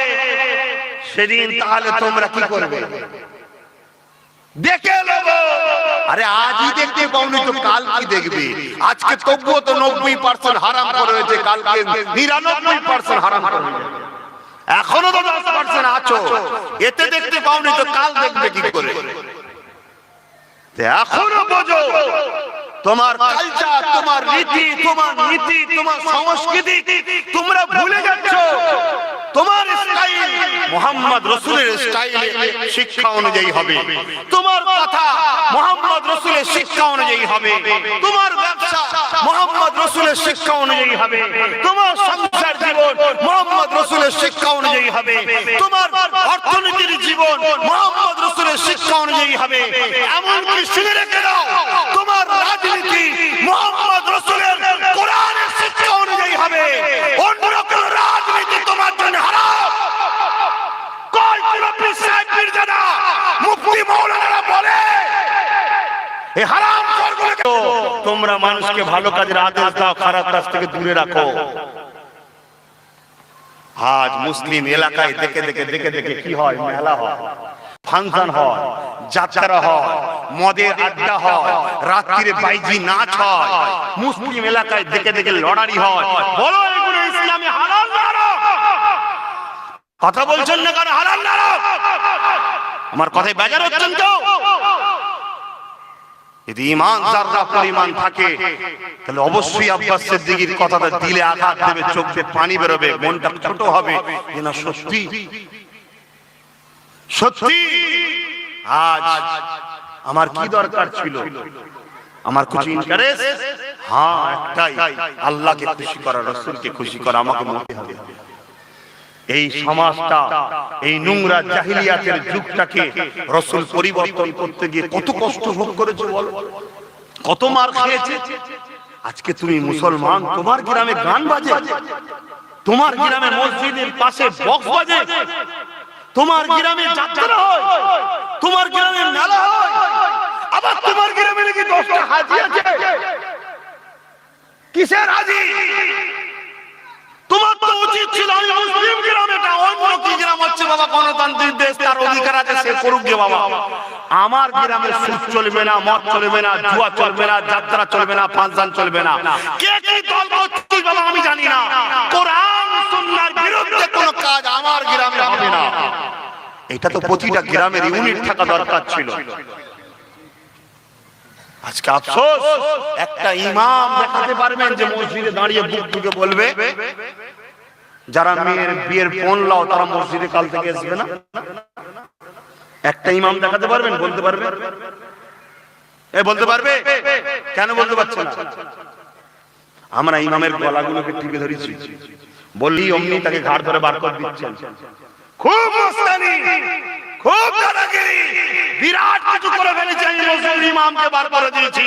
যদি মায়ের দুধ খেয়ে দেখো, বার তো তাকে করো যে তোমার রাসূলের দুশমন, তবে জানবো তুমি প্রকৃত মায়ের দুধ খেয়েছো, তবে জানবো তোমার মধ্যে দম আছে। একটা নিরীহ, কমজোর, দুর্বল, তাকে তুমি মসজিদ থেকে বার করে দিলে। তুমি খেয়াল করে রেখেছো তুমি মসজিদ থেকে ইমামকে বার করোনি, তুমি আল্লাহর গোলামকে, চাকরকে বার করার জন্য আমার আল্লাহ তোমাকে তোমার তার দিন থেকে বার করে জাহান্নামে পাঠিয়ে দিয়েছে। তোমার হুঁশ আছে? দুনিয়ার লোক তোমার মৃত্যুর পর জানাজাও পড়বে, কিন্তু তোমার কবরে রেডি আছে 99টা সাপ। তুমি ঢোকো না একবার, তুমি হয়তো ভাবছো তখন দেখা যাবে কোনি। ভাই এই দুনিয়াটা আসল জিন্দেগি নয়। আমরা ছিলাম কোথায়? বাপের রুহের মাকামে, ওখান থেকে বাপের পৃষ্ঠদেশে, ওখান থেকে মায়ের রেহেমে, ওখান থেকে দুনিয়ায়, দুনিয়া থেকে কবরে, কবর থেকে ময়দানে মাশর, ওইখানে তোমার শেষ ফায়সালা হবে। তুমি ইমাম বার করে মনে করেছো বিশাল কিছু করে ফেলেছি, না। আর এটাও শুনে রেখে দেন, ইমাম যদি পরাধীন হয় তার পিছনে নামাজ শরিয়াতে চলবে না। তাহলে কোন মসজিদে নামাজ হচ্ছে বলুন? সমাজটা কোথায়? আর একটা অমুসলিম ভাইকে দেখুন, সে কি করছে? পায়ে হেঁটে 40 কিলোমিটার, 50 কিলোমিটার, 60 কিলোমিটার, তার বিশ্বাস পানি নিয়ে যে একটা পাথরের মূর্তির উপর ঢালছে, তার বিশ্বাস। আমি তার বিশ্বাসে খাটো করছি না, কিন্তু তার বিশ্বাসটা দেখুন, তার ধর্মীয় কালচারটা দেখুন, সে রেখে দিয়েছে। সকালে উঠে সে তার ভাষায় চান করে, তার ভাষায় ফ্রেশ হয়ে দোকানে বসছে, দোকানে একটা ঠাকুর রাখা আছে, তাকে ফুল দিচ্ছে, গোলাপ দিচ্ছে, বা তার যে স্টাইলে তাই করছে। তারপরে দোকান দিচ্ছে, দোকানের সামনে আগরবাতি দিচ্ছে, পানি দিচ্ছে, অর্থাৎ তার বিশ্বাস গঙ্গা পানি আছে, গঙ্গা জল কি বলে তার ভাষায় দিচ্ছে। তারপরে বসছে, খদ্দের যতই এসুক সে তার ধর্মীয় কাজ সব করে নিয়ে তারপরে এবারে সে তার বিশ্বাসের মালিকের কাছে সে বলছে, মালিক আমার জন্য হয় দোকানে। তারপরে সে বসেছে। আর আমাদের ঘরের ছেলেরা 10টায় উঠছে, ফরজ গোসল ওই নেই, ওই গোসলও করেনি, ওই হালে দোকানে বসে গেল। দোকানে বসে গিয়ে মোবাইল খুলে গান দেখছে, ন্যাংটো মেয়ের ছবি দেখে হই হই হই করে জীবন কাটাচ্ছে। ভাই খারাপ লাগছে? এখনো সময় আছে আমার সোনার ভাই, ঘন্টা এখনো বাজে নে বিপদের, সুইচ কিন্তু আল্লাহ এখনো টিপে দেয়নি। তওবা করো, তোমার জীবনের একটাই লক্ষ্য করো, আমার মুহাম্মদ রাসূলের হ্যাঁ হ্যাঁ, মুহাম্মদ রাসূলের নাই না। তাতে পৃথিবীতে আমার বাপ আমায় ছেড়ে দেয়, বয়ে গেছে, মা ছেড়ে দেয়, বয়ে গেছে, কাউকে আমি চিনি না, আমার আকীদা হবে মুহাম্মদ রাসূল। কথা বুঝে আসছে? এটা শরীয়তের কথা বলছি, গল্প বলছি না আমি। তুমি যদি মুহাম্মদ রাসূলকে মানতে গিয়ে তোমার বাপ মা যদি তোমাকে ছেড়েও দেয়, তুমি ছাড়তে মেনে নাও, মা বাপ ঘর থেকে মুহাম্মদ রাসূলকে ছেড়ো না। কেন? তুমি আখিরাতে জাহান্নামে যাবে। এটা শরীয়তের হুকুম বলছি। হ্যাঁ, মা বাপের পরে এবারে মুহাম্মদ রাসূলের দরজা, মা মুহাম্মদ রাসূলের পরে মা বাপের দরজা। মুহাম্মদ রাসূলের কথা অনুযায়ী মা বাপ যেটা বলবে সেটাকে মানতেই হবে। কথা কিছু বুঝাতে পারছি? বাপ আমার, ভাই আমার, জানি না আমার কথা শুনে আপনারা বেজার হচ্ছেন কিনা। আমি আব্বাস সিদ্দিকী দিয়ে সব বলা ছেড়ে দিয়েছি, দেখেছেন তো? বলছি কোথায় আর, কিন্তু কাল দেখে বড় কষ্ট লাগলো যে আমার গুনগুনোকে কই, সেই সালাউদ্দিন আইবি কই, কই মোহাম্মদ বিন কাসেম, কই ফারুক আজম, কই সেই তাদের উত্তরসূরিরা, কই? সেদিনে কোন একটা বলবেও যদি হলে তারা ভাবতো আমাদের ভাই আসছে। আর আজকে তোমার চোখের আড়ালে হাজার হাজার শহীদ মুসলিম নারীদের ইজ্জত লুণ্ঠন হচ্ছে, আর আমরা আনন্দের মধ্যে, মদের মধ্যে, মেলার মধ্যে, জুয়ার মধ্যে যারা আমার বোনেদেরকে রেপ করে হত্যা করে তাদেরকে কাঁধে করে আমরা ঘুরে বেড়াই। বড় আফসোস, বড় দুঃখ আমাদের এটাই। বোঝো আমার সোনার ভাইরা, আমি হুজুরের ঘরের ছেলে।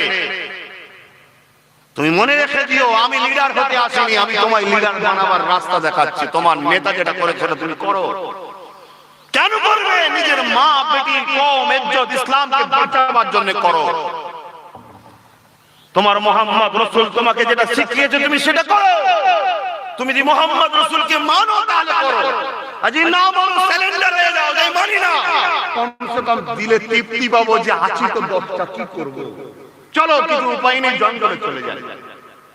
কেন আল্লাহ রাসূল বলেছে আখিরি জামানায় বাঁচতে গেলে বকরি নিয়ে জঙ্গলে চলে যেতে হবে। কেন? বকরি খাই কম এবং গাছপালা যাটা হোক সেটা খেয়ে নেয়।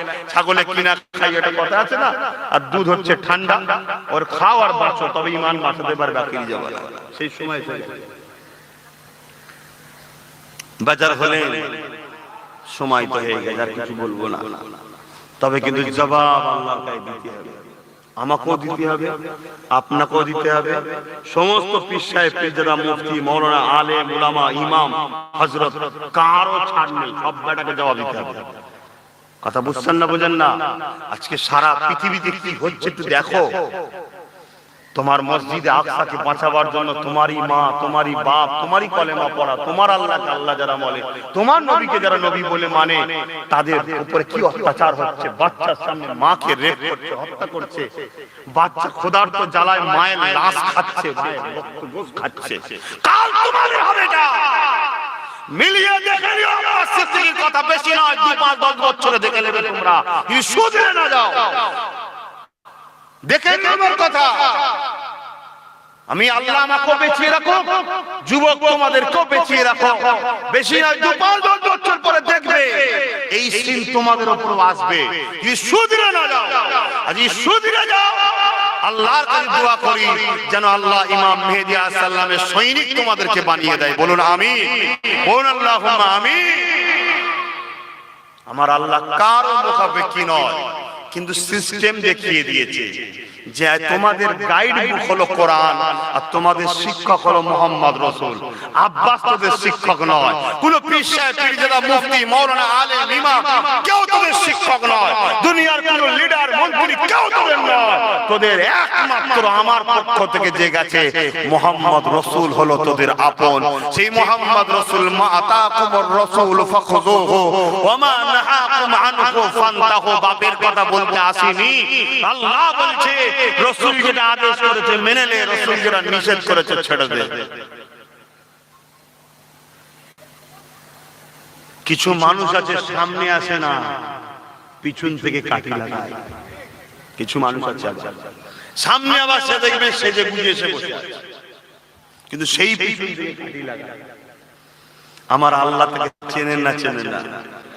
এই সব লোককে আল্লাহ বেইজ্জতি করবে, আর বা করছে, আগামীতে আরো করবে। এখনো সময় আছে, শুধরে যাও, শুধরে যাও। আব্বাস সিদ্দিকীর কিছু হারাবার নেই ভাই। কারণ আব্বাস সিদ্দিকী আব্বাস সিদ্দিকী নয়, আব্বাস সিদ্দিকী হলো মহান রব্বুল আলামিনের। এই শরীর, এই জান, এই ঈমান, এই হাত, এই পা, এই চোখ, এই কান, এই সব কিছু তিনি সৃষ্টি করেছে, তিনার সম্পদ, এগুলো আমার নয়। আমাকে ব্যবহার করতে দিয়েছে, ব্যবহার করছি, যখন তিনি চাইবেন করলে আমার রূপার ক্ষমতা নেই।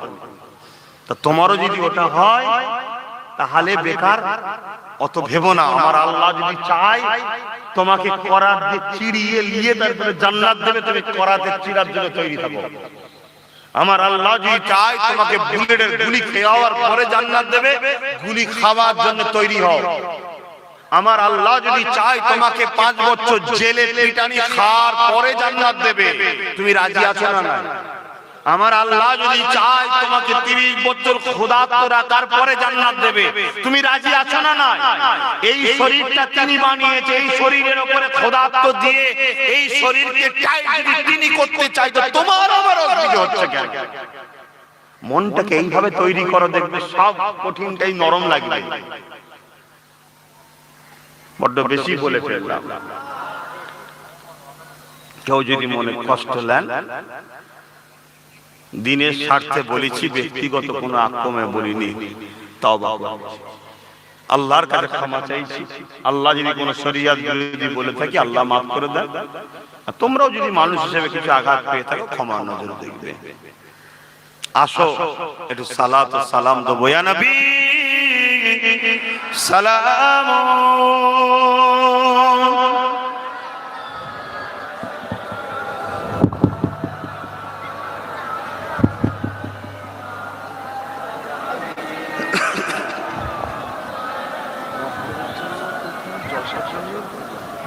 কোনো অর্ডার করা, হ্যাঁ চাঁদ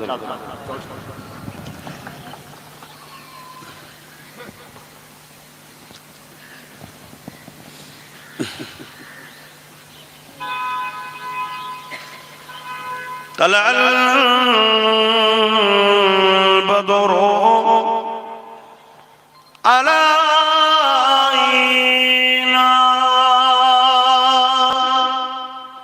من شنيعة الوداع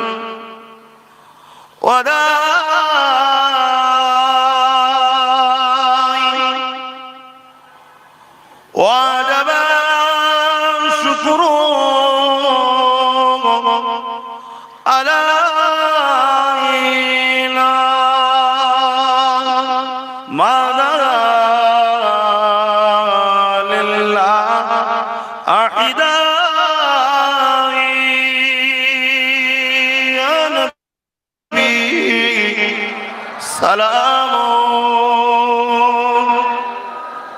ইয়া রাসূল সালাম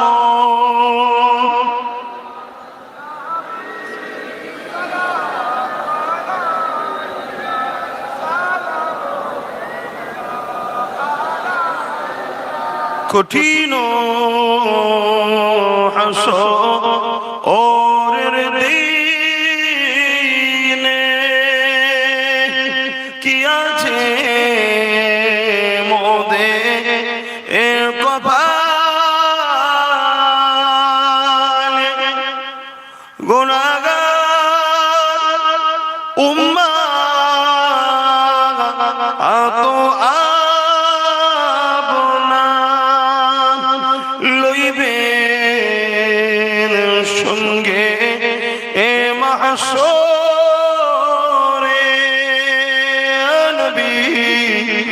সালাম ইয়া রাসূল সালাম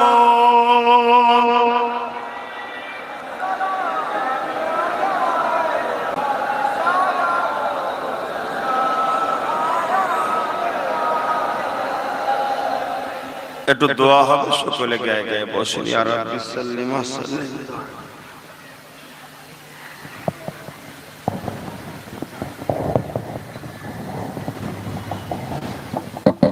বাপ মনের উপরে কারো জোর চলে না তাই তো নাকি গো আমি জোর করে তোমাদের ঘরে কখনো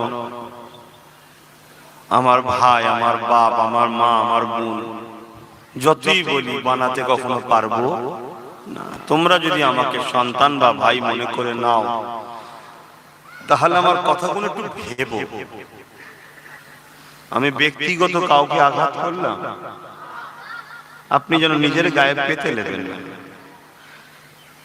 এই সমাজে যারা রহনুমা হয়ে আছে যাদের মুখের দিকে আমরা চেয়ে বসে আছি তাদেরই তো ভাবা দরকার যে আমার ইসলাম আমার সমাজ কোথায় যাচ্ছে হ্যাঁ কোথায় যাচ্ছে তুমি জানো 100-র মধ্যে 90টা ছেলে নেশার মধ্যে জড়িয়ে আছে 100-র মধ্যে 90টা ছেলে বিবাহর পরও পরনারীর দিকে পরকিয়া করে বসে আছে 100-র মধ্যে 90টা ছেলে তার বাপ মাকে ভালোবাসে না 100-র মধ্যে 90টা ছেলে ফরজ গোসল করতে জানে না 100-র মধ্যে 90টা মুসলমান ছেলের অন্তরে তার নেতা মুহাম্মদ রাসূল তার ছাড়া অন্য কারো কথা মানা যাবে না এটাই সে জানে না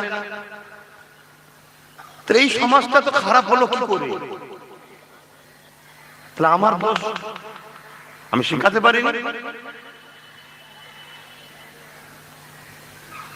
ভাই আমার কাছে পেয়েছি একটুখানি ভালোবাসি জানি না আমার রাসূল আমায় ভালোবাসে কি আল্লাহ ভালোবাসে কি তবে আমি ভালোবাসি তাই তিনাদেরকে ভালোবেসে চিৎকার করে বলে ফেলি এতে হয়তো অনেকে রেগে যায় আমার উপরে মনে মনে গালও দেয় আর দেয় অনেক অনেক কিছু বলে অনেকে তো মা তুলেও গাল দেয় আমার বাপ তুলেও গাল দেয় কিন্তু সবর করতে হবে কেন আল্লাহ পাক বলেছে আমার রাস্তায় যে চলবে তাকে আমি পরীক্ষা করব আল্লাহর কাছে বলি আল্লাহ সবর দেন ধৈর্য দেন কিন্তু এটা অতি সত্য কথা আমার রাসূল যখন বিদায় নেবেন রাসূল উম্মতদের লক্ষ্য করে একটা কথা বলেছে যে আমি তোমাদের কাছে তিনটে জিনিস রেখে গেলাম কথা আপনার আব্বা যদি আপনার কাছে কিছু রেখে যায় ছেলে হিসেবে ওইটাকে যদি হিফাজত না করেন আপনি কি উপযুক্ত ছেলে বলুন না গো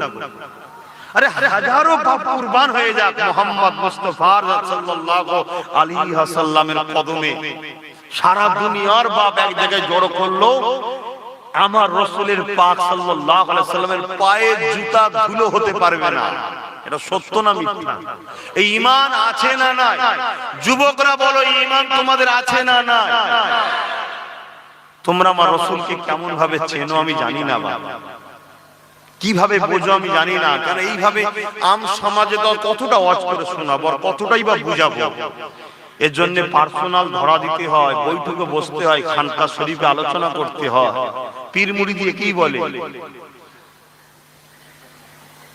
আমি বললাম না একজন শুধু আয়াত নাজিল হয়েছে আমার নবীর কথার আওয়াজের উপরে কারো যদি কথা বেড়ে যায় আল্লাহ তার সমস্ত আমলকে বরবাদ করে দেবে। উসুলে আকীদার উসুল হলো এটাই, বেঈমান ছাড়া, অমুসলিম ছাড়া, কাফের ছাড়া কখনো কারো আমল বরবাদ হয় না। শুনছেন তো ভাই? তার মানে নবীর কথার আওয়াজের উপরে আওয়াজ উঠে যাওয়াতে বাকায়দা বুঝাবার উদ্দেশ্য এটা সে দিন থেকে বেরিয়ে যায়। তাহলে আমার নবীর মাকাম কতটা বুঝছো? এক সাহাবীর গলার আওয়াজ একটু জোরে ছিল, যেমন আমি আমার কথা বলি, আমি একটু জোরে কথা বলে ফেলি, আপনারা বেজার হন, এই যেমন একটু জোরে জোরে বলে ফেললাম, কি করবো বলেন? এটা কন্ট্রোলের বাইরে, এসব সেখান থেকে হয় না, কষ্টটা বেশি হয়, আস্তে আস্তে বললেই তো হয়, এটা হয়ে যায়। একজনের ভাষায় একটু জোরে, দূর থেকে লোক দেখলে মনে করে ঝগড়া করছে না, কি বলে দেখি, একজনের ভাষা দেখেন না জোরে জোরে হয়। এক সাহাবী ছিলেন, তার গলার ভয়েসটাই ছিল একটু জোরে। শোনো আমার সোনার ভাইরা, মৃত্যু সবার হবে, প্রত্যেকের বাড়িতে মাইয়াত আছে, মানে মরণ হয়েছে, প্রত্যেকে দেখেছো, ঠিক না বেটি? ওই রকম তোমারও হবে। আর এটাও গ্যারান্টি নয় যে অত ইজ্জতের সাথে হবে, এটাও শুনে রাখো, অত ইজ্জতের সাথে হবে এমন কোনো গ্যারান্টি নেই। ছেত্রে যেতে পারে, চেপে ছেত্রে যাবে, বা কোন জায়গায় রেল থেকে ছুঁড়ে ফেলে দেবে কেউ জানে না। আজকাল তো মুসলমানকে রেল থেকে ছুঁড়ে ছুঁড়ে ফেলে দিচ্ছেন না, তাই না? দেখছেন না, দেখেন কোন জায়গায় টেনে ফেলে দেবে, কুকুর শিয়ালে ছিঁড়ে দিয়ে খেয়ে নেবে। লা হাওলা ওয়ালা কুওয়াতা ইল্লা বিল্লাহ। যদি মরণ থেকে আমাদেরকে হেফাজত করেন, বলুন আমিন। বীর হয়ে রাসূলের জন্য লড়তে লড়তে লড়তে লড়তে যেন মরতে পারি, বলুন আমিন। আর চিৎকার দিয়ে বলুন আমিন। কারা কারা রাজি আছেন একটু হাত তুলে দেখান, মারহাবা, নারে দিবে। যদি হ্যাঁ সত্য হয় তাহলে আসুন আমরা মুস্তাফা জানের রহমতের সৈনিক হয়ে হকের জন্য, দ্বীনের জন্য। আমার নবী কখনো কাউকে আঘাত করতে শিখায় না, আমরা আঘাত করি না। কিন্তু একদল দুপায়ে পশু বারবার ঘুরিয়ে ফিরিয়ে ঘুরিয়ে ফিরিয়ে শুধু আমার নবীর দ্বীনের উপর আঘাত করছে না, করে না। এর জন্য আমাদের দোষ, ওদের দোষ দিয়ে লাভ নেই। আমরা ঠিকভাবে জামা ঘষতে পারি না। কথা বুঝে আসছে না? ওদের ডায়ে বায়ে ওপর নিচে চারিদিকে সব ওদের পাওয়ারফুল লোক আছে, আমাদের কেউ নেই। আর আমাদের যে গুণ আছে সব খেতে কাটাতেই ব্যস্ত। কথা বুঝছেন না? আবার বললেই ব্যস্ত, বললেই সমস্যা। তো আমার রাসূল পাক সাল্লাল্লাহু আলাইহি সাল্লামের ওই সাহাবীর গলার আওয়াজটা খুব জোরে ছিল, একটু জোরে ছিল। এই আয়াতটা নাজিল হওয়ার পরে উনি ঘরে চলে গেছে। 3 দিন ঘরের দরজা বন্ধ করে কাঁদছে, খাইনে দেয় নাই। একদিন নবী বললেন, এই আমার ওই সাহাবীটা আসলে কেন? লোক খবর নিয়েছে, কি ব্যাপার তুমি রাসূলের দরবারে 3 দিন যাওনি? নবী খবর পাঠিয়েছে। বলছে আমি বরবাদ হয়ে গেছি, আমি ধ্বংস হয়ে গেছি। কেন? বলছে আমার গলার আওয়াজ তো জোরে, না জানি কখন নবীর সঙ্গে কথা বলতে গিয়ে হয়তো আমার আওয়াজ, আমার তো ভলিউমটাই বেশি, বেরিয়ে গেছে, আমি বরবাদ হয়ে গেছি, আমি ধ্বংস হয়ে গেছি, আমি ভয় করি। আজ 3 দিন আমি না খেয়ে ওই জন্য কাঁদছি। রাসূলের কাছে খবর দিয়েছে, নবী বলছে ডাকো। ডেকেছে, এই বাবু তোমার কি হয়েছে? কথা বলতে চাইছে, ভয় বরবাদ হয়ে গেছে। তুমি বুঝতে পারছো না জাহান্নাম কি জিনিস আমার সোনার ভাই। এই যে শরীরের চামড়া দেখছো, এই চামড়ায় আগুন লাগলে 1 মিনিট 30 সেকেন্ডের মধ্যে পুরো জ্বলে ছাই হয়ে যাবে। আর জাহান্নামীদের করে যখন দেয়া হবে, জাহান্নামীদের ওই চাপ কিছু মেনে নিতে পারি। আমার রাসূলের শানে কেউ গুস্তাখি করলে, তার বিরুদ্ধে কেউ লাগলে, সে যেই হোক আমি মানতে পারি না। জানি না এটা কেন হয়, এটাকেই প্রেম বলে কেন জানি না। ভালোবাসা নিজের থেকে বেশি, বাপ মার থেকে বেশি, সব কিছুর থেকে বেশি। সেই জায়গাটাই আমি তোমাদেরকে বলবো, আমার এইটুকুই কিন্তু সাহারা বেঁচে আছে। আর এই সাহারাটাই আমার ভরসা যে আমি জান্নাতে যাব। তুমি যদি বলো আমার আমল কিচ্ছু নেই, নামাজ কিচ্ছু নেই, রোজা কিচ্ছু নেই, কিচ্ছু নেই, আমার সব ফাঁকা, আমার একটাই সাহারা আছে, আমিন আল্লাহ মুহাম্মদ রাসূল, তাকে আমি ভালোবাসি। আমি ঠিক এইটাই আমার যুবকগণকে করতে চাইছি যে তোদের আমার জীবনে অনেক ভুল আছে ভাই, এই জায়গাটাই কম্প্রোমাইজ করিস না। যে কোনো জায়গা যেই হোক রসুলের দিনের বেখেলাফ যখন দেখবে যে ক্ষতি করছে, নবীর কোন কাছে সুন্নতের বা কোন দিক দিয়ে ক্ষতি করছে, তার সাথে কথা বুঝছেন না? তো সাহাবীকে রাসূল বললেন, ওটা তোমার আল্লাহ পাকের সৃষ্টি, ওটা তোমার আল্লাহর পক্ষ থেকে, ওটা ইচ্ছা না অইচ্ছাকৃত। তথাপি ওই সাহাবী কোনদিন রাসূলের দরবারে গিয়ে কথা বলতেন না, চুপ করে থাকতেন, না জানি কখন হয়ে যাবে। কিন্তু তার সেটা ইচ্ছার বাইরে, ক্ষমতার বাইরে। তারপর আমি যেটা বলতে চাইছি এখন শেষ কথা, রাসূল বললেন আমি তোমাদের কাছে তিনটে জিনিস রেখে গেলাম। আমি অনেক কষ্ট করেছি, আমার রাসূল অনেক কষ্ট করেছেন। বাপ হারা মা হারা এতিম এতিম নবী, এই পৃথিবীকে আল্লাহ, পৃথিবীর মানুষকে আল্লাহ চিনিয়েছে। তোমাকে আমাকে যে আল্লাহকে চেনো, এ রাসূল চিনিয়েছে। আব্বাস সিদ্দিকী নয়, আর কোন পীর সাহেব পীরজাদা মুফতি সাহেবরা নয়, রাসূল চিনিয়েছে। আর সেই নবীর খানদানের বাচ্চা দাদা হুজুর পীর কেবলা বাংলার মানুষকে নবীর ওসিলায়, নবীর ফয়েজে তোমাদেরকে চিনিয়েছে। জোরে বলুন সুবহানাল্লাহ। তো ভাইরা আমার, সেই রাসূল পাক বললেন আমি তিনটে জিনিস রেখে যাচ্ছি। প্রথম নম্বর হলো কিতাবুল্লাহ, আল্লাহর কোরআনকে তোমরা ছাড়বে না। তোমাদের জীবনের প্রত্যেকটা জিনিস, তোমাদের জীবন গাইড বুক হলো এই কোরআন। দ্বিতীয় নম্বর হলো সুন্নতে রাসূলি, আমি নবী আমার সুন্নাত, আমি যা করেছি বা করতে বলেছি। তিন নম্বর হলো আহলে বাইতি, আমার পরিবার। জীবন আমার পরিবারের সঙ্গে তোমরা ঝগড়া করবে না। তাদের মধ্যে থেকে একজনের হাতে কিয়ামত পর্যন্ত লিডার আমার খানদানের ছেলে হবে, তাদের পিছনে তোমরা দাঁড়াবে। এটা আমার মন গড়া বানানো নয়। আব্দুল্লাহ ইবনে উমর থেকে মিশকাত শরীফের হাদিস খুলুন যে কিয়ামত পর্যন্ত নেতৃত্ব কুরাইশ বংশের বাচ্চা দেবে। তাই আমার যুবকগুলোকে বলবো, আল্লাহ করে বাপগুলো তো অনেক ভালো মানুষ, আমার বাপেদের সঙ্গে সব চাচাদের সঙ্গে ছিল, তারা আল্লাহ করে ভালো লাইনে আছে। কিন্তু তোমাদের এখন পালা, এই দুনিয়া তোমাকে সামান্য কিছু দিয়ে তোমার কাছ থেকে অনেক বড় সম্পদ ঈমানকে কাটতে চাইছে। তুমি একটু বোঝো, আজ তোমায় কেউ ফ্রিতে 1000 2000 10000 20000 দেবে, এক বেলা দুবেলা 10 বেলা 1 বছর 2 বছর ফ্রিতে খাওয়াবে, কিন্তু এর বিনিময়ে তোমার কাছ থেকে সবথেকে দামি সম্পদ ঈমানটাকে নিতে চাইছে।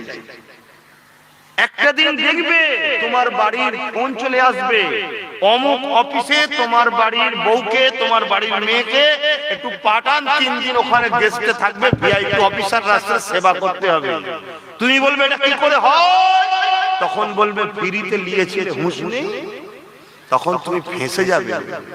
তুমি যদি বলো জোর দেখাবো, পারবে না, পুলিশ আসবে, তুলে যাবে। ভাল ভাল করে দেখতে হবে, যেটা এই দেশে অনেক জায়গায় হচ্ছে। আমি বেশি বলতে পারবো না, কারণ আব্বাস সিদ্দিকী হাসলেও সমস্যা, কাঁদলেও সমস্যা, আমার কান্না গেলেও ভেসানো হয়। কথা বুঝে আসছে? তাই তোমরা আমাকে চেনো বা চিনে গেছো বলে ধৈর্য ধরে বসে আছো।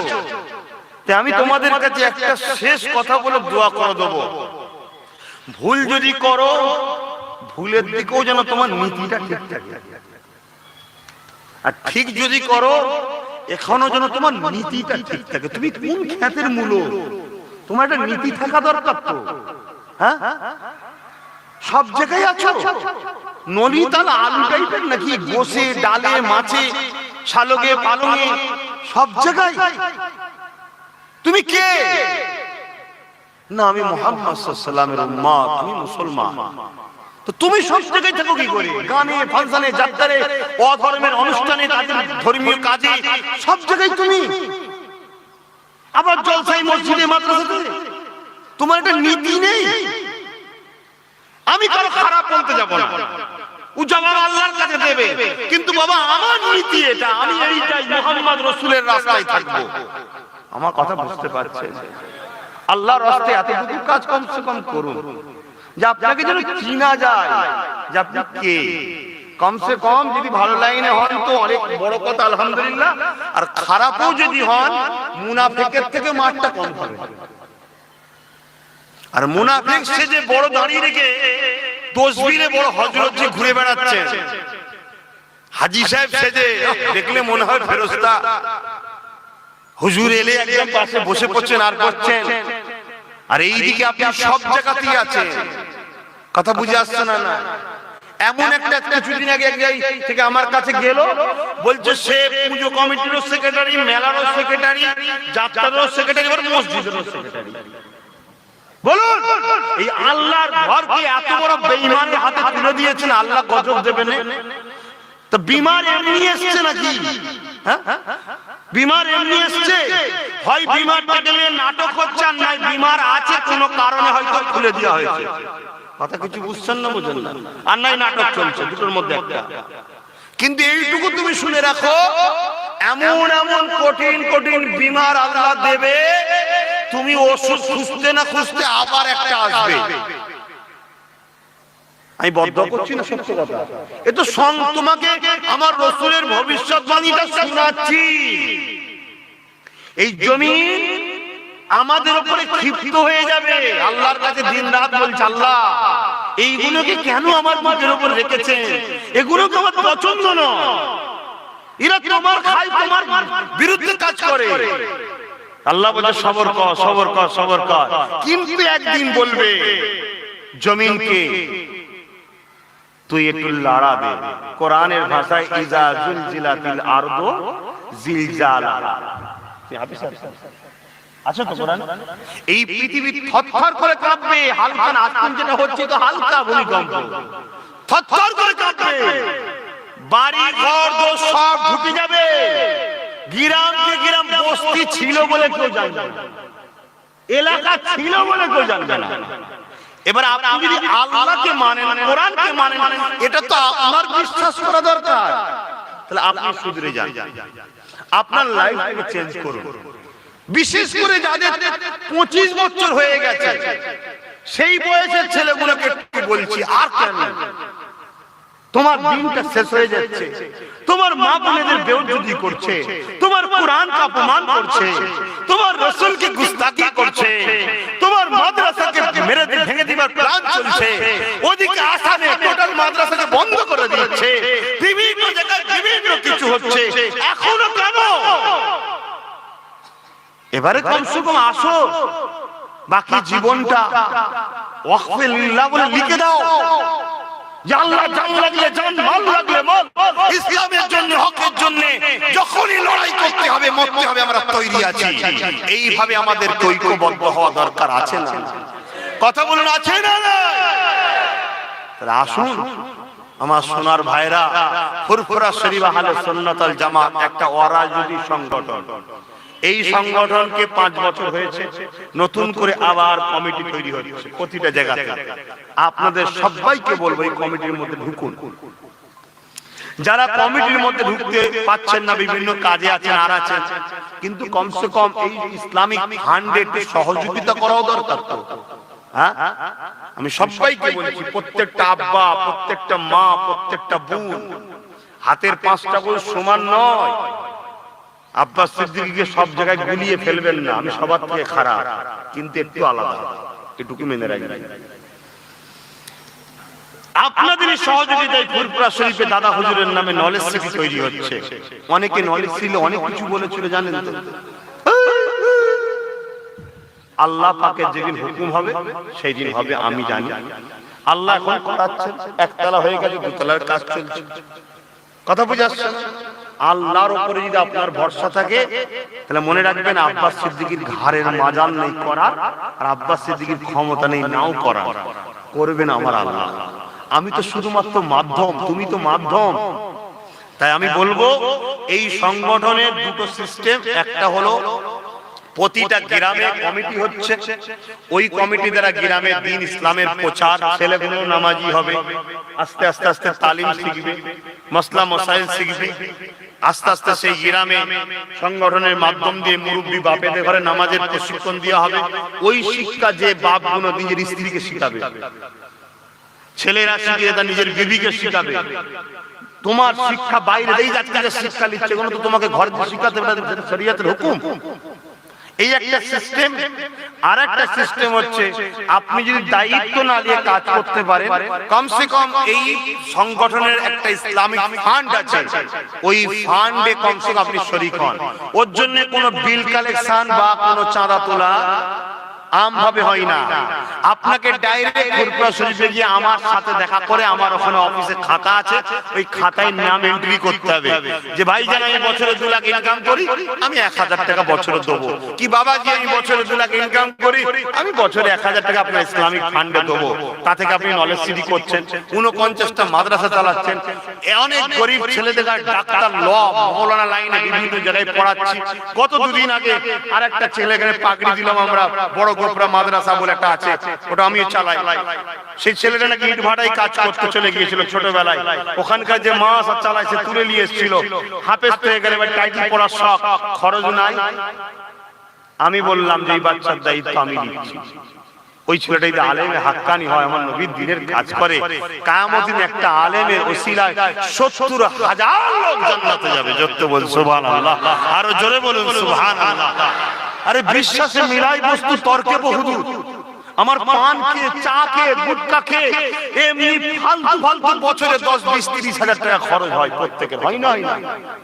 সেই জায়গায় আমি প্রত্যেক বাপ, প্রত্যেক মা, প্রত্যেক ভাইয়ের কাছে আশা রাখবো, ডাইরেক্ট আপনারা অফিসে আমার সঙ্গে যোগাযোগ করুন যারা এমনি ডাইরেক্ট ডোনেট করতে চান। আর যারা কমিটির মধ্যে আছেন, এখানে যারা দায়িত্বে ছিলেন, তাদেরকে বলবো তোমরাই যারা আছো, তারা যারা দায়িত্বে ছিল সেই থাকতে চাই, সেই লিস্টটাই কিন্তু আবার জমা দিতে হবে। আমি শাহজাহানকে বলেছি, শাহজাহান হয়তো যোগাযোগ করছে। আর নিজেদের মধ্যে মতনৈক্য থাকতে পারে, কিন্তু এক জায়গায় আমাদের মতনৈক্য থাকবে না। সেটা কোন জায়গা? আল্লাহর জন্য, রাসূলের জন্য। চরম আমার জানের দুশমন, কিন্তু আমার আল্লাহকে ভালোবাসে, রাসূলকে ভালোবাসে, একসাথে বসে আল্লাহর জন্য, রাসূলের জন্য আমরা খেতেও পারি। পারেন না? পারেন না? এটাই হলো আকীদা আমাদের। আমরা বন্ধুত্ব আল্লাহর জন্য করি, লড়াই দুশমনি আল্লাহর জন্য করি। আমি আর কথা বাড়ালাম না, যা কিছু আলোচনা করেছি এক কথায় উত্তর একটু দেবেন। আমার কথাতে, ভাষাতে, ব্যবহারে সত্যি বলুন কেউ কষ্ট পেলেন? সংগঠনের কিছু কথা বললাম, এতে কেউ আঘাত পেলেন? আমি কোন সংগঠনের পক্ষও নয়, কোন সংগঠনের বিরুদ্ধে নয়। আমি যেটা চালাই আমি সেটাকে চিনি, সেটা বুঝি। এটা কিন্তু অরাজনৈতিক ধর্মীয় সংগঠন, কথা বুঝে আসছে? ইসলামিক সংগঠন, এটা আমার অধিকার আছে না? আমি কি করি, কোন দলকে সাপোর্ট করি না করি, ওটা আমার ব্যক্তি গণতান্ত্রিক অধিকার। কিন্তু আমি মুসলমান, আমি মসজিদে যেতে পারি না? পারি না। আমি মসজিদে দান করতে পারি না? পারি না। তাহলে ইসলামিক সংগঠন আমি করতে পারি না কেন? সবাই করতে পারছে, আমার বেলায় নয় কেন? আমি মুসলমান বলে। আর আমার বিরোধী করছে কারা? মুনাফিক মুসলমানরাই। এগুলো কি বুঝুন, নিজের মধ্যে নিজের অধিকার, নিজেকে, নিজের দিনকে বাঁচাবার জন্য কেড়ে নিতে হবে, নিজেকে মাথা তুলে বাঁচতে গেলে। তো যাই হোক, আল্লাহ আমাদের সকলকে হেদায়েত করেন। শেষ কথা, যা কিছু আলোচনা করলাম, ধর্মসভা করলাম না রাজনীতির সভা করলাম? একটু সকলে বলবেন। আমি আল্লাহর জন্য কথা বলেছি না দুনিয়ার স্বার্থে? রাসূলের জন্য কথা বলেছি না দুনিয়ার স্বার্থে? যদি আব্বাস সিদ্দিকী আল্লাহ আল্লাহ রাসূলের পক্ষে যা করে, যদি কোরআনের বিরোধী না হয়, ফতোয়া দিবার কারো অধিকার আছে? হাদিসের বিরোধী না হয়, ফতোয়া দিবার কোনো অধিকার আছে? কিছু লোক বলে আব্বাস সিদ্দিকী এটা বলবে কেন, ওটা বলবে কেন? আমার একটাই বক্তব্য, যদি আমি কোরআন হাদিসের বিরোধী বলে থাকি আপনি বলুন, মাথা পেতে মেনে নেব। আর কোরআন হাদিসের বিরোধী না বলে থাকি, তাহলে আপনার কথা বলার অধিকার ইসলাম দেয় নাই। শুনছেন না শোনেননি? আপনি জানেন না জেনে নিন, আপনার না জানা থেকে জেনে নিন। মদ খাওয়ার মাতালকে সাপোর্ট করা এক গুনাহ, মদ খাওয়া, মদের পক্ষে যাওয়া একই গুনাহ, মদ খাওয়া, মদকে প্রতিষ্ঠিত করা একই গুনাহ। যদি কেউ মদকে সাপোর্ট করে বা মদের পক্ষে যায়, সে ইসলামকে ক্ষতিকারকের দলে গিয়ে জাহান্নামে যাবে। এবং শুনে রেখে যান, কেউ ইসলামকে মিটাতে চায়, তাকে যদি কেউ সম্মান করে দাঁড়ায়, হযরত আলী বলতেছে ইসলামের দুশমন একজন। আপনারা আছেন তাহলে কোথায়? 2 বার 3 বার তো হজ করে চলে এসেছে, 2 বার 3 মসজিদ